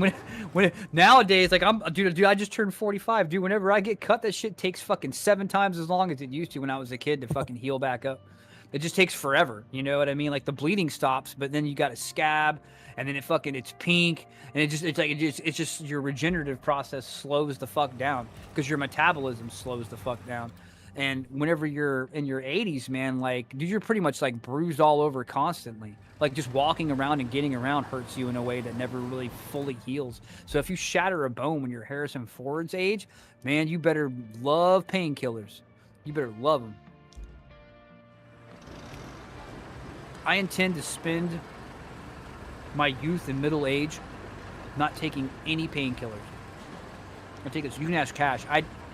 I hate it. She will tell me to go, baby, go take an ibuprofen. Go take it. I'm like, no. And she's like, why not? And I'm like, because if I take it now, whenever I need it, it won't be as effective. Like I'll grow a tolerance. Like my dad is about to turn 80, and when he wakes up in the morning, he takes 7 ibuprofen immediately when he wakes up in the fucking morning. Yeah, immediately when he takes 7 ibuprofen. And that shit's killer for either I don't know if it's your kidney or your liver or whatever. But he's so old, he's gonna die anyway, so he doesn't care. Taking that much ibuprofen is very bad for your kidneys. I'd say that's close to overdose. So see, he never drank. His kidneys were in great condition pretty much his entire life. So now that he's old, he's able to maintain a quality of life using that. You know what I mean? And that's my plan too. Like by the time, I don't want to build up a tolerance in my young age because I'm taking a painkiller for every little thing. And that way, when I'm older and I really need the painkillers, they'll still have some level of effect without causing a complete collapse of my organs. That's my plan. One crazy man's plan. The only thing I'll go to meds for if I can help it is I take vaccines and shit like that. Whatever. See, I have the problem of I can only take ibuprofen because acetaminophen doesn't work on me. Oh, okay. Acetaminophen, is that in Tylenol? Yeah. It's a slightly different drug, but like my body just does not process it at all. It just goes in and straight back out. And I found that out in the hospital, because if you've ever been in the hospital and you need to be on painkillers, they cycle. They'll give you ibuprofen, and then 4 hours later they'll do acetaminophen, and they'll switch back and forth so that you can't overdose on a single one. And smart. Whenever they would every 4 hours you were in some real pain because the shit wasn't working. They caught on, because whenever it was like acetaminophen time, like, because both of those last about 6 hours, so about halfway through the acetaminophen dose, when the ibuprofen was completely worn off, my pain would like shoot through the roof. Oh man. And they eventually caught on that like every time they gave me acetaminophen, it was like my pain was going back up. And that, you know, that's totally a possibility, because acetaminophen, like ibuprofen, its chemicals go to the source of the pain and reduce swelling and inflammation. Acetaminophen, the stuff in Tylenol, that stuff doesn't affect the root of the problem at all. It goes to your brain and blocks the pain receptors. So you're not really helping anything when you take Tylenol. You're just blocking the pain. When you take ibuprofen and similar drugs to that, they're actually like swelling reducers and stuff like that. So if you can't, and so that would make sense if your brain didn't react to it. They're just different chemicals. What's that? They're both NSAIDs, so they both work similarly. They're just different chemicals that achieve it. I know Tylenol doesn't reduce swelling. It doesn't do anything for inflammation. It's mostly just a blocker, a pain blocker. I could be wrong. Let's Google it. Let's Google it right now. Fever reducers and anti-inflammatories. That's what I heard. Now I'm hearing conflicting information. Let's see. Does Tylenol help with inflammation? That was the very first thing that came out. No, Tylenol does not help with inflammation. It works by increasing your pain threshold and reducing fever, but does not have anti-inflammatory properties, unlike NSAIDs such as ibuprofen and naproxen, which are designed to reduce inflammation, pain, and fever.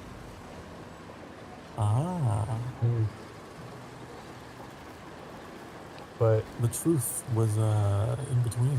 What they ended up doing, because I was running a really high fever when they were doing that as well, and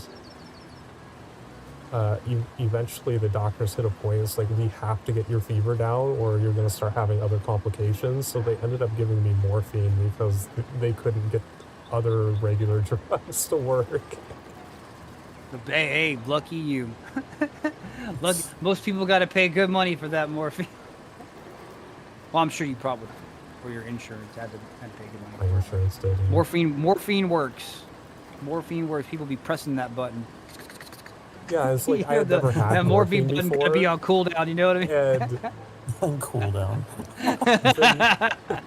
Before the nurse gave it to me, she did not warn me about like the sensation of when morphine first enters your body.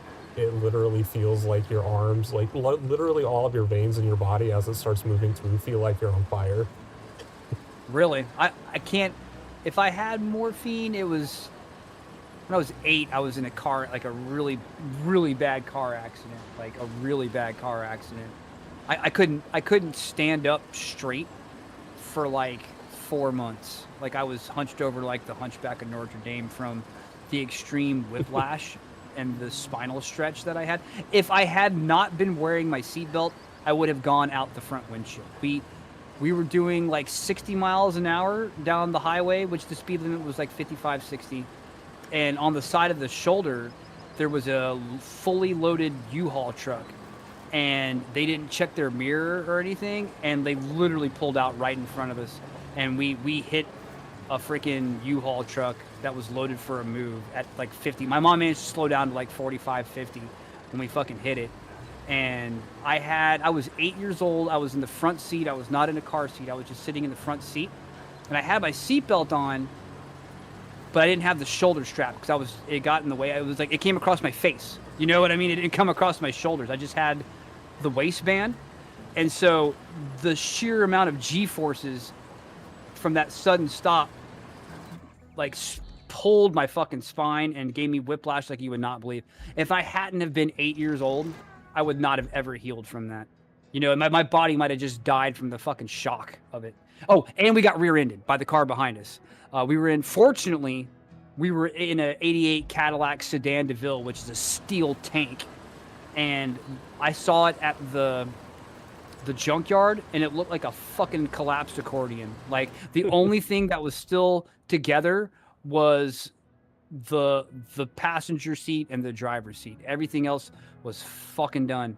And I was gonna say, the back seat, like, usually, you know, that's where you want to put your kids, but yeah, some of the back seat was still there, but it wouldn't have been pretty. Like, it wouldn't have been pretty. The fact that the engine was up front was the only thing that kept that one going. Oh, I'll tell you, this is how hard we hit it. The U-Haul truck flipped 3 times. We hit it so hard it flipped that U-Haul truck loaded with furniture and shit. Flipped it 3 fucking times. There was an article in the newspaper about how I was close to death. That's how serious it was. Considered a critical condition. You know what I mean? Yeah. I didn't want to be like, and I probably got morphine then.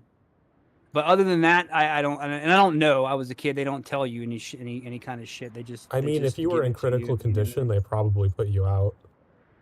I imagine so. The only bone I broke was I didn't break any bones, as a matter of fact. I didn't break any bones. I was actually perfectly fine. But no, that was not perfectly. I was fucked up in critical condition. But they I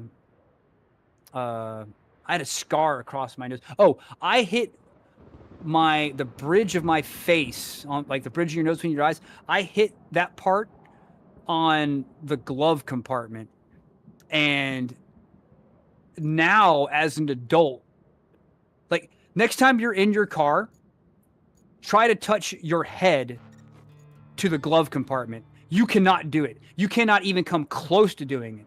And I was 8 years old, and I hit that glove compartment so fucking hard that it cut me open down to the bone. Like you can see my nose bone, and I still have a permanent. Next time I'm on face cam, I'll show you. I've got a horizontal scar in between my 2 eyes, right across the fucking middle from when I was 8 years old. That was in there. I remember them doing work on that. I remember I woke up on a stretcher in the hospital, and I woke up and they were doing like they're taking me down the hallway kind of a thing, and there's like maybe 8 people around the gurney, the stretcher, you know what I mean? And they're rolling me down. And I remember waking up, and I watched a lot of Looney Tunes, and like I did a Bugs Bunny quote. I woke up and I was like, I knew something had happened, but I wasn't really feeling any pain. And I said, did anyone get the number of that freight train, or the license plate number of that freight train? I said some kind of joke like that. And nobody laughed. And I remember being kind of like butthurt that nobody laughed at my obviously funny gallows humor. So even when I was 8 years old and I'm the victim, I'm still copping out gallows humor jokes. I don't remember any. They told me when I was in the ambulance that they didn't want me to fall asleep, right? Because I was messed up pretty bad. They didn't want me to fall asleep. There's a possibility of a concussion, you can't fall asleep. Oh God, yeah, I was like beyond concussed. I was fucked up. And they said they asked me like my birthday, my address, what my phone number was. And they said I answered all of that. And I don't remember any. I don't even remember being in I remember waking up in the car. Like, I didn't even see it happen because we were driving and we were pulling away from my school, and we pulled on the highway, and I had like turned around and looked behind me at the school to see if any of my friends were like coming out also. So I wasn't even looking at the road. I was facing the complete opposite way. And next thing I knew, it was all black. That was it. I was all black. It was something. I'll tell you that. But yeah, I couldn't stand up straight and walk because the whiplash was so severe for like 3 or 4 months. But my point being is when you're a kid, you can heal from fucking anything. I'm like one of the most athletic people I fucking know. Even now at 45 years old, I'll run fucking circles around kids half my fucking age. Like I've done it. I've done labor jobs where they're fucking pooping out and they're having a bad time and like they just can't motivate themselves anymore. And I'm over here having to pick up their fucking slack. Like, dude, get the fucking work. You know what I mean? This isn't even the hard part. We've just started. You know what I mean? 16-hour fucking work days. It's what you signed up for. Anyway, but freaking yeah. If you're a kid, man, you can heal from anything, like anything. But whenever you're Harrison Ford's age and a hydraulic press door freaking crushes your femur or some shit, you're probably in a bad way. That's crazy. Thank you for sharing that story. I didn't know that about you. Yeah. That was traumatic. Whenever I got back to school, I remember they had all the kids. I was like first grade, second grade, maybe even third grade. I can't remember. It was either second grade or third grade.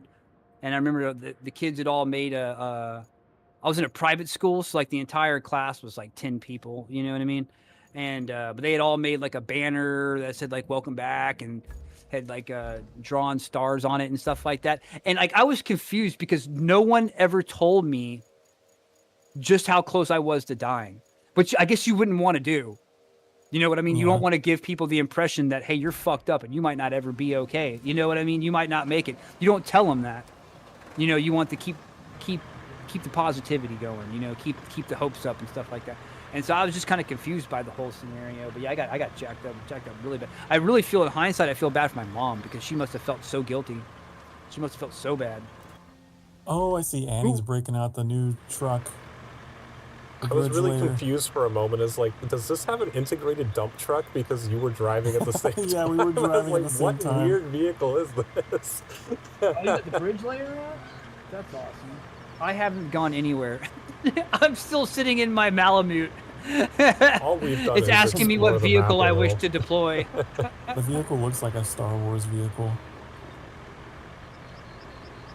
Well, that's what I get for pressing the button. As soon as I pressed the button, Cohen started talking. The other thing that I remember about that hospital experience was how disappointed my mom was after they gave me morphine, because I have like a very high tolerance to drugs, and that's probably why acetaminophen just doesn't even work on me.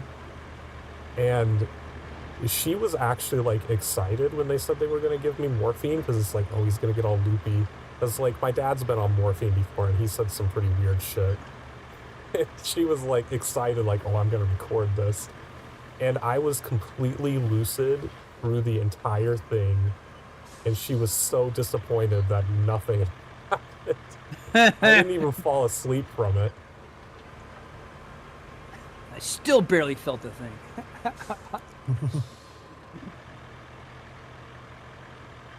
It reminds me of an episode of Futurama where they get sick of Bender being a complete asshole, and so they install like an empathy chip on him, and they accidentally freaking like they dial it up to like 11, and like it was supposed to be set on like 2, and I can't remember the line. I'm gonna fuck it. I can't remember the line, but he does a bunch of shit, and he's like, I still barely felt anything. You had it. Oh, they're like, oh, it turns out the empathy chip wasn't ever on at all, and he just what he felt was what he really felt the whole time. And then they're like, oh wait, no wait, it was dialed up like past 10 to 11. He's like, I still barely felt the fucking thing. For any of you. It's been a while since I've watched Futurama. I need to rewatch it again sometime. Took the shortcut. Good. I haven't seen it in forever. I don't know if I'm going to get anything done. I think my brain's checked out. As I fell. I see my sand pile where I fell. What can I do to help? I got upright again. Star Wars got me all funny because like I drove past Annie intending to take a shortcut, and then I see Annie slowly. It's like the turtle in the hair, you know? How's the bridge layer?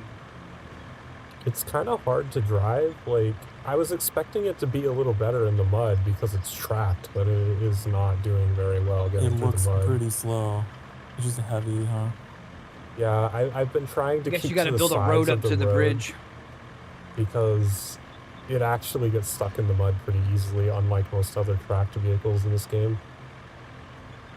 You probably do it on purpose so it's not completely overpowered. It's probably very heavy. I didn't actually look at how heavy it was in the menu.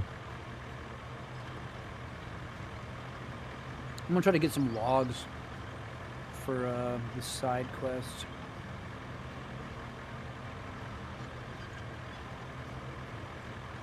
Oh, that's a main quest. No, it's a side quest.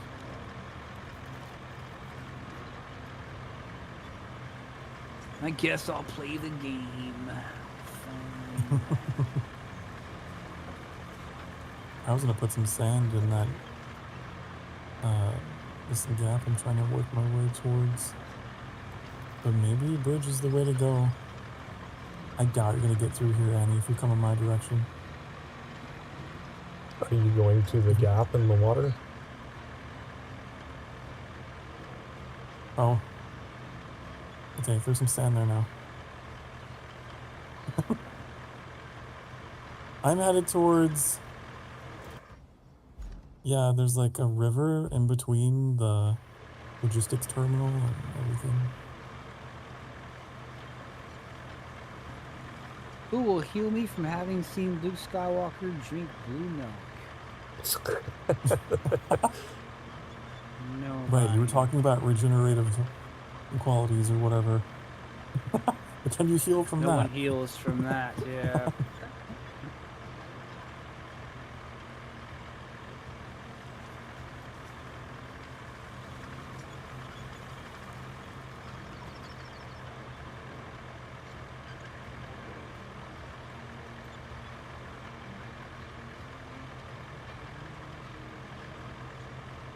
This is some deep mud. This is some we need to pave a road kind of mud, probably.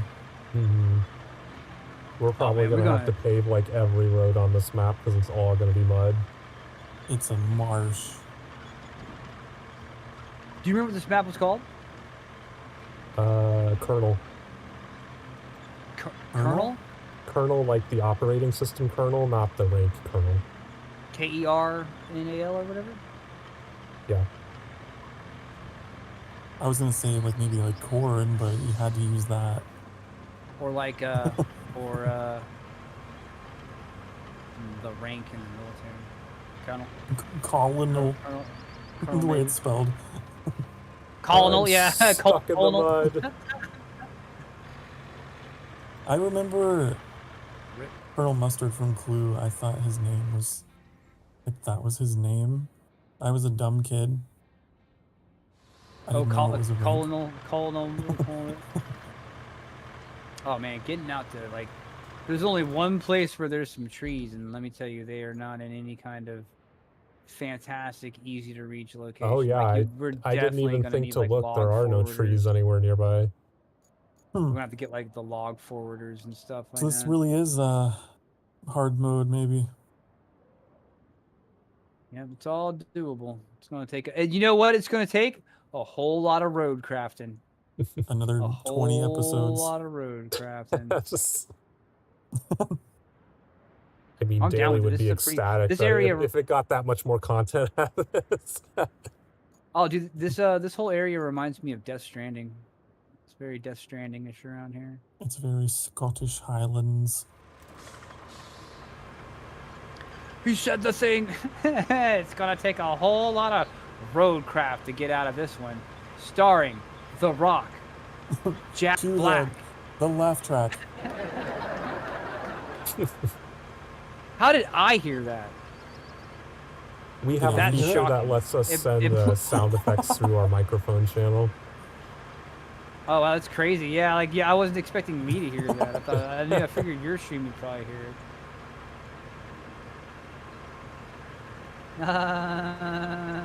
You know something really creepy about those canned laugh tracks? All the people in them that are laughing are dead. Oh, you're right. That is kind of creepy. Yeah, because they're all recorded forever ago. Extremely creepy, actually. Ugh.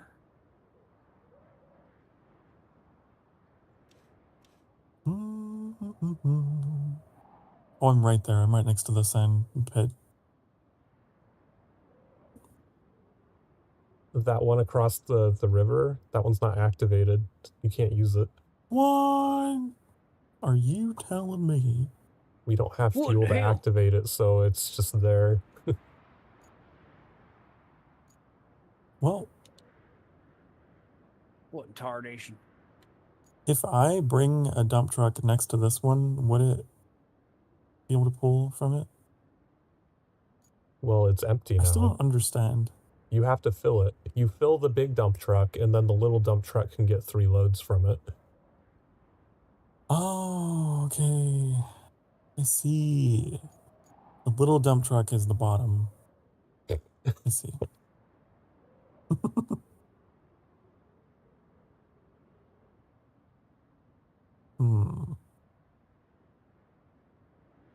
It's gonna take a lot of sand, but seeing as there's no trees, it's the only way. Somehow, this swampy area out here is somewhat drivable.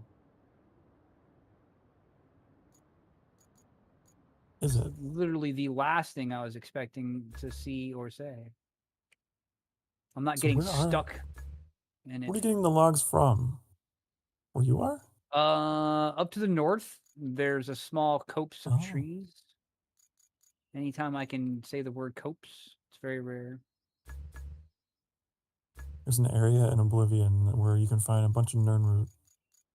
It's called Shade Leaf Copse.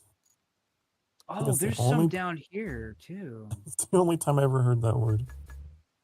Annie, I think you might have found the better one. I went to the much tougher location. You mean to drive a forwarder? Area closer to the sawmill. Yes, that would be amazing. That would be amazing. That's what I was about to do, but that lets me start. I can start chopping trees. We need 15 total.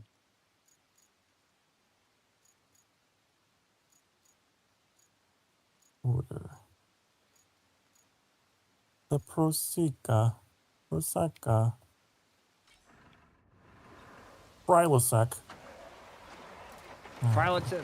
OCT. The names of these trucks, they sound like medications.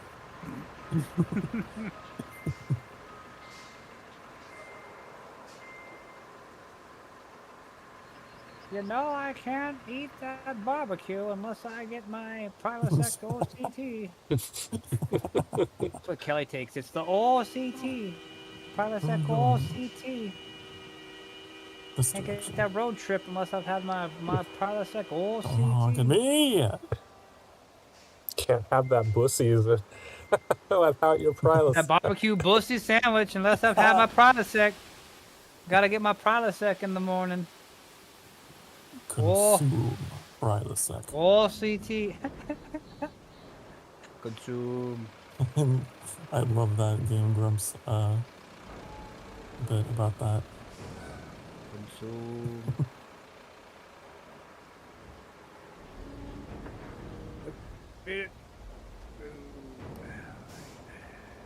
Because there was a period in like Larry the Cable Guy's career where that's all he did was those commercials. Oh, the Prilosec OCT? Yeah. It's like that Wilmer Grimby guy who would do the diabetes one. Family Guy made fun of him. He's like, last night I struck my wife. My wife died 10 years ago. Who did I hit? Because he didn't get his meds. Oh. I'm cutting one down, chopping one up right here. You remember that one? Yeah. I can't remember what product he was always selling. I think it was something for diabetes, if I remember right. Remember the actor, but not the commercial.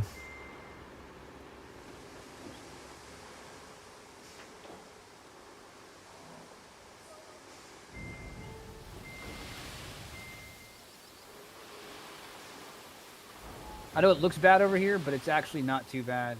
But you're in a rental, so you never know. But it's not too bad here. I have arrived. That's the log right there. Don't crush it.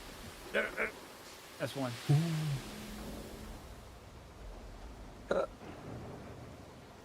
None of these trees count. It's got to be the ones that are like further in.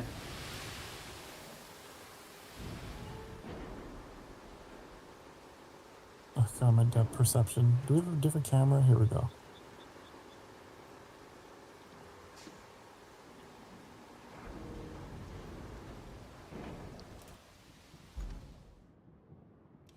Just gonna run these fuckers over.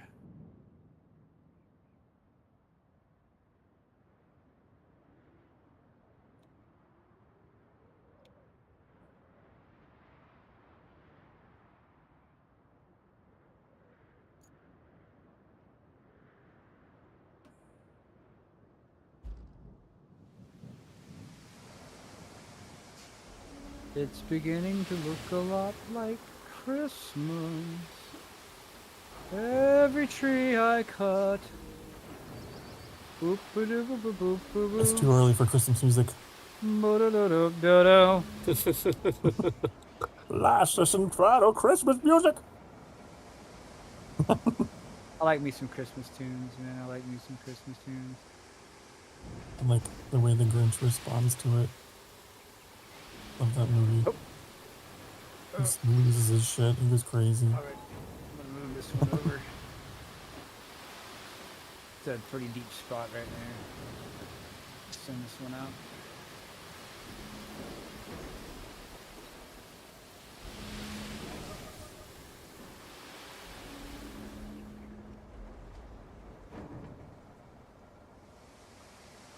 Oh, my music stopped. Scone of a bitch. Can I reach it? Ugh.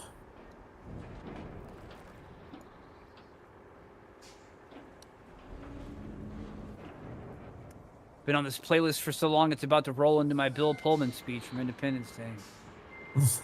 Oh, really? Yeah. I gotta save those for my XCOM playthroughs. I'm going to survive.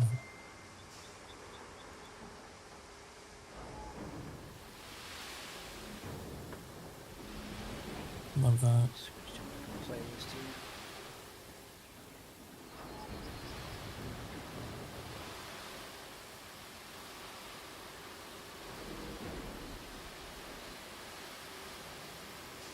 Alright. And I got it jammed in my wheels now.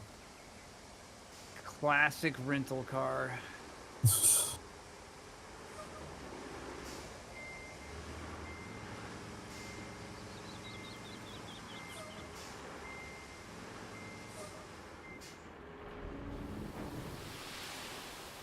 How much money you got so far? I have 769,210 American dollars. This is the last map of the game. What are you saving it for? What event's gonna happen? Are you saving for retirement? I don't like the way this looks. Are you and Kelly gonna elope? Are you gonna elope off to some paradise that you made? Oh, the land of blossoming generators, free to take and eat. Well, I'm gay, first of all, and second of all, even if I was straight, I think I'd have higher standards than Kelly. Right. But Kelly is a siren. You can't. I mean, gay or not, it's hard to stop that siren call. That siren call is absolute. Funny. She's like a supernatural entity now. Exactly. She's the hidden fourth witch. The power of one. The power of two. The power of many. Dude, I would never. I want to make that a redeem on my channel so bad, but also, like, I think it would infuriate me at the same time. Just piss you off.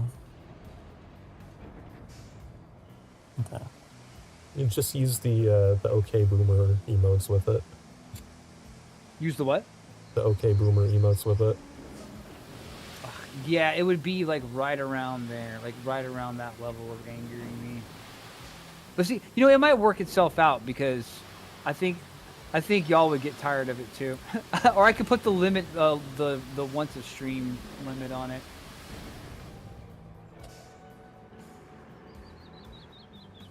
I forgot this thing at anchors.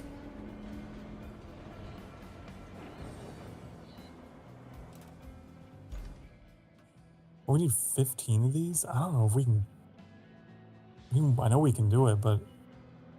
in 20 minutes? Yeah, we won't be able to get them all, but we can get a chonker of them down there. A little bit. Make it less aggravating the next time.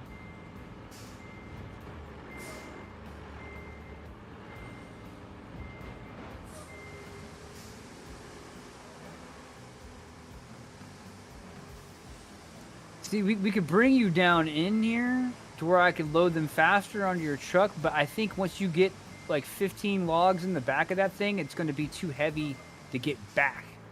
Yeah. Like getting in would be easy, getting out would be harder.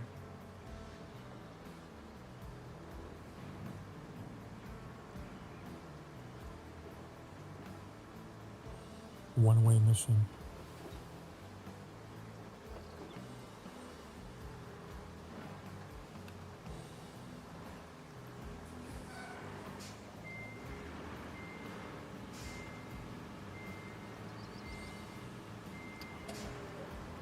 Why am I stuck? It's like, oh, parking brake. The parking brake engages automatically whenever you turn on the the tree cutter.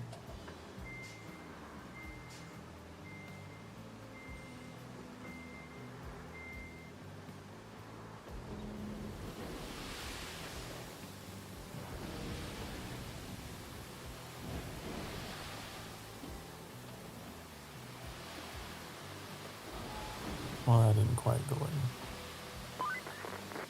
Want to hear something funny? While you were No. driving, I found some more info on this sawmill here. Guess why there's no wood around here and why the mill was broken even before the quake. Hint 1. The owners ran it at triple capacity all the time. Hint 2. They never bothered with equipment maintenance. You gotta give them credit. They had a strategy and they stuck to it. Ah, the miracle of optimization. Those weren't really I'd find it hints. more funny if we didn't have to fix it. What did they do to her mic, man? I can't even recognize her voice. I feel like it's someone else doing the voice work, and they just distorted it so bad that like you can't really tell. It's so distorted. It's like 10 times more distorted than it used to be. I can't even. If it didn't have the subtitles, would not even be able to tell you what she's saying. Damn it. Is this what Rowan feels when someone drops the pin? Yeah, I just want to punch you, but I can't. God! Oh my god! It's... I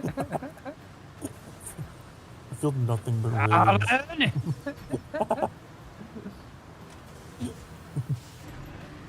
God, there's a whole bit during that thing they did at Gamescom where I think Adam intentionally drops a pin that they were provided. When they were doing the Q&A section at the end, one of the fans asked them to drop a pen intentionally so Rowan could yell at him. Yeah. Because there was a pen laying on their little coffee table. To be fair, they should have thought of that themselves. Do the thing, guys. Please. Okay, good enough. This is not going to be a symmetrical load either, so that's the other thing. You're dropping it on top of me. Yeah, I didn't know it was going to be that serious. Once you get these two in, you should probably just try to run it back. I think so. So we don't go too far over.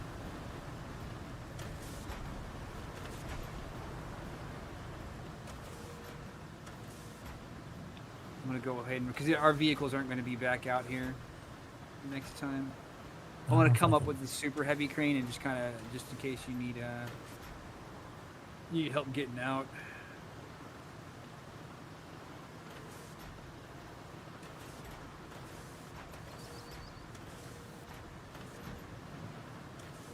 Yeah, this whole area reminds me of Death Stranding. I can't wait till Death Stranding 2 comes to PC. It's going to be a day one buy for me. And we did get in there and chill the fuck out. Dude, Death Stranding is so chill. It has its big action moments and stuff, but the rest of the time, dude, it's just a really chill game. It reminds me more of RoadCraft than anything else. You're just trying to get through the terrain, figuring out what you're going to have to need, what tools you're going to need to bring through. Do you, Foo? Thank you, man. Thank you. I had a really great time playing it on stream. We went through the whole game. I got 5 stars on almost every NPC. I had a really great time playing it. Detailed. That there was like a wake in the water surrounding this log for a little bit. Mm-hmm. It was kind of cool. That is cool.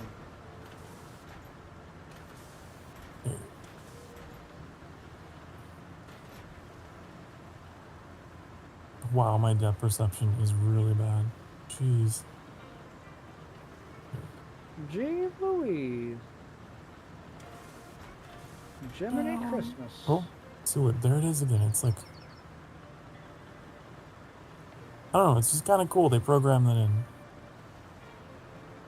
Annie, I see you're making some fantastically straight roads. This looks like a level from Dirt Rally. Like once Annie comes through. Annie, did you design all the roads in Dirt Rally? Very long, straight. Looks like Wales from Dirt Rally, the Wales maps. Yeah, oh, I'm sorry. It took me a second to catch up what you were doing there, so car, yeah. And 30. left 2 and 30. Jump straight for 100. Hairpin right. 50 to finish. Oh, You think is that a puncture? Like, oh. You think they did localized I don't know, languages for all that? I wonder. I don't know. I have no idea for the I know the English ones, it's like famous people, like actual famous co-pilots. I can't reset my crane, so this is just out now. Okay. Time to back it up. Yeah.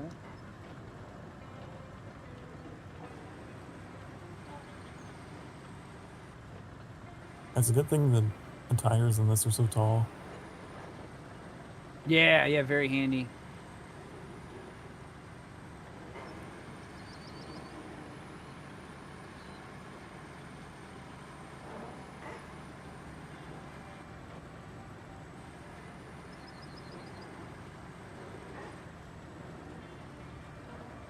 Okay, come on. Austin Powers this. The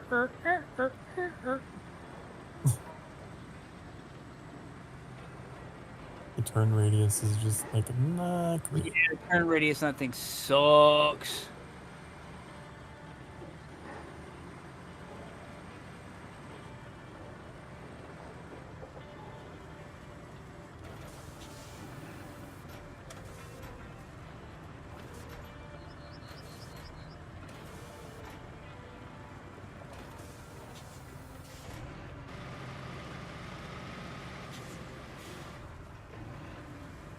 I would not try coming this way. The turn is incredibly sharp. Yep, that looks pretty sharp. Where are we taking this? Sawmill? Draw up a line here. We're gonna go here. It's not far. Here. Okay, so I'm hanging a right. Oh, you can't see. How do I set it to where everyone can see the markers? Public markers. Yeah, you have to change. You use the custom marker to change it. Oh, it's turned on as public markers, like it's check marked. Can you see that blue flag I just put down, Sokar? I don't see any blue flags. No, I don't see. All right, let me try unchecking that and see if maybe it does it. Custom markers, place public player markers.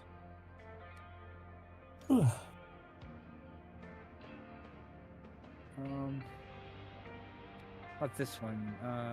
Oh, I think my game just froze.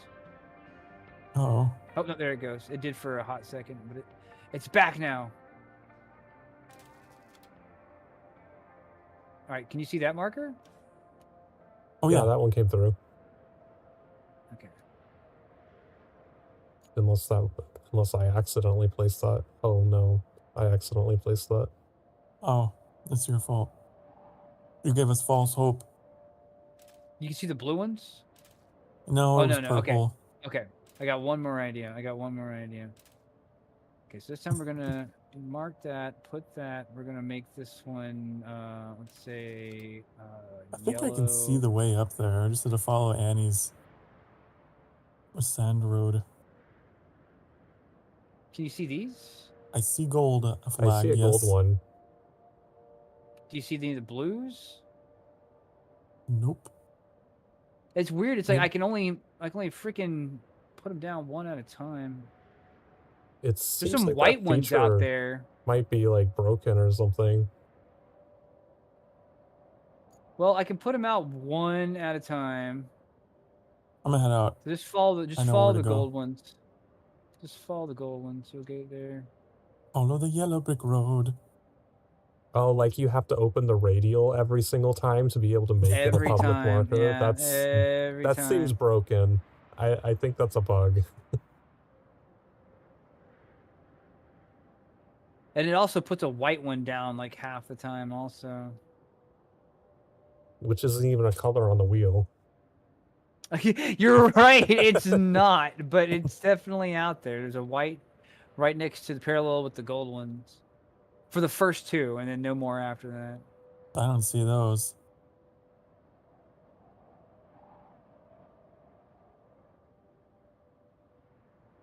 Time to leave tire marks through your road. I guess it isn't cement though. It doesn't that would be matter with really the sand. As long as you're not like doing something that's digging it up, the tire marks will just go away. I'd love to leave some prints on your road.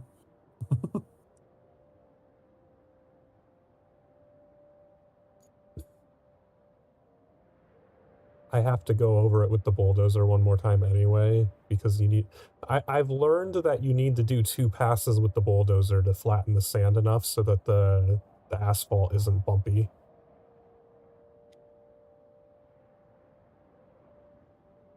And it's better if you do it both times from the same direction. Like, you don't want to go down with the bulldozer and then, like, run the bulldozer the opposite direction along the same path because it'll fuck up all the sand again. Oh, you want it to be the same way?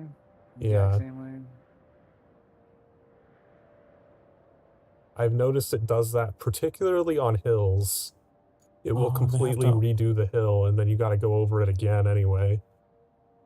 I think they have to be here all at once. So I wonder if these will despawn if we come back.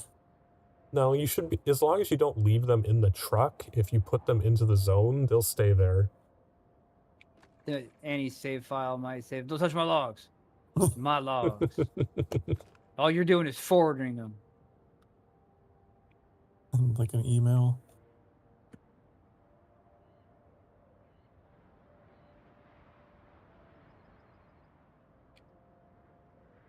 Right, you can grab it. You can grab it. That's the easiest one for you to grab. I'm looking at it. That's the easiest one to get. Oh. Just get them all. Oh, I thought I would.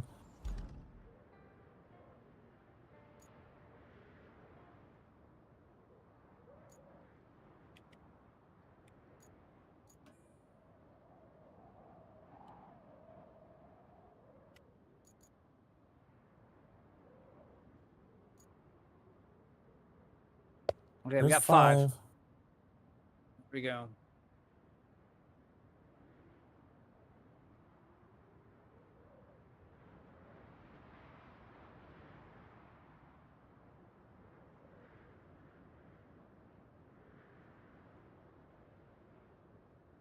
Nice, man. We made it to the last map. I'll tell you, the area to the east is flat. It's like there's some little rocky hills or whatever, but like if you took the rocks off, it's like you can see a long way. Like there's flat. There's like, yeah, it's flat. It's flat, and there's no like visual obstacles whatsoever. You just like see all the way to the end of the map. It looks like it's gonna be a big ass map too. The Great Plains. The Great Plains of Badoopadoo. Badumpa trunk. You can see it for a second. Like if you open your map, like open it all the way up, go all the way to the right, and then close the map, like just for a brief second, you get that bird's eye view where you can see all the way down. This place looked like a tsunami came through and just like reshuffled neighborhoods all across the area. Oh, yeah.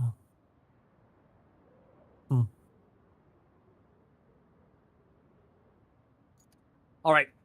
I'm going to go ahead and bounce on out, wrap it up. Sounds good. All right. Yeah. I appreciate y'all hanging out.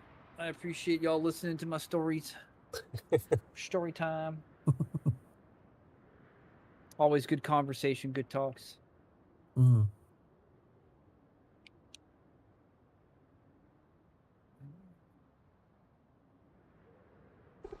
Well, have a wonderful rest of your night. Y'all too. I'll catch up with y'all this weekend and all around. Yeah. Sounds good. We'll see you later. Peace.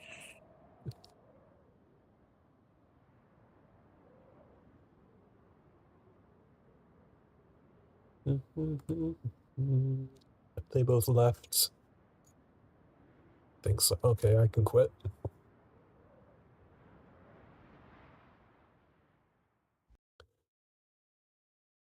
Doo-doo-doo. Alrighty, tomorrow I will probably be around about the same time, probably another 8 to midnight stream. I want to play some more Nice Day for Fishing.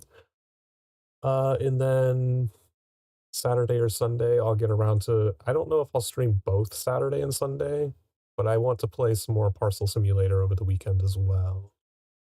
Otherwise, I think Belle's playing. It's playing something that looked interesting, so I'm going to raid into Vel. But thanks everyone who stopped by, chatting, lurking, whatever it is. It's always appreciated. And I will see everyone next time. Bye-bye. God damn it.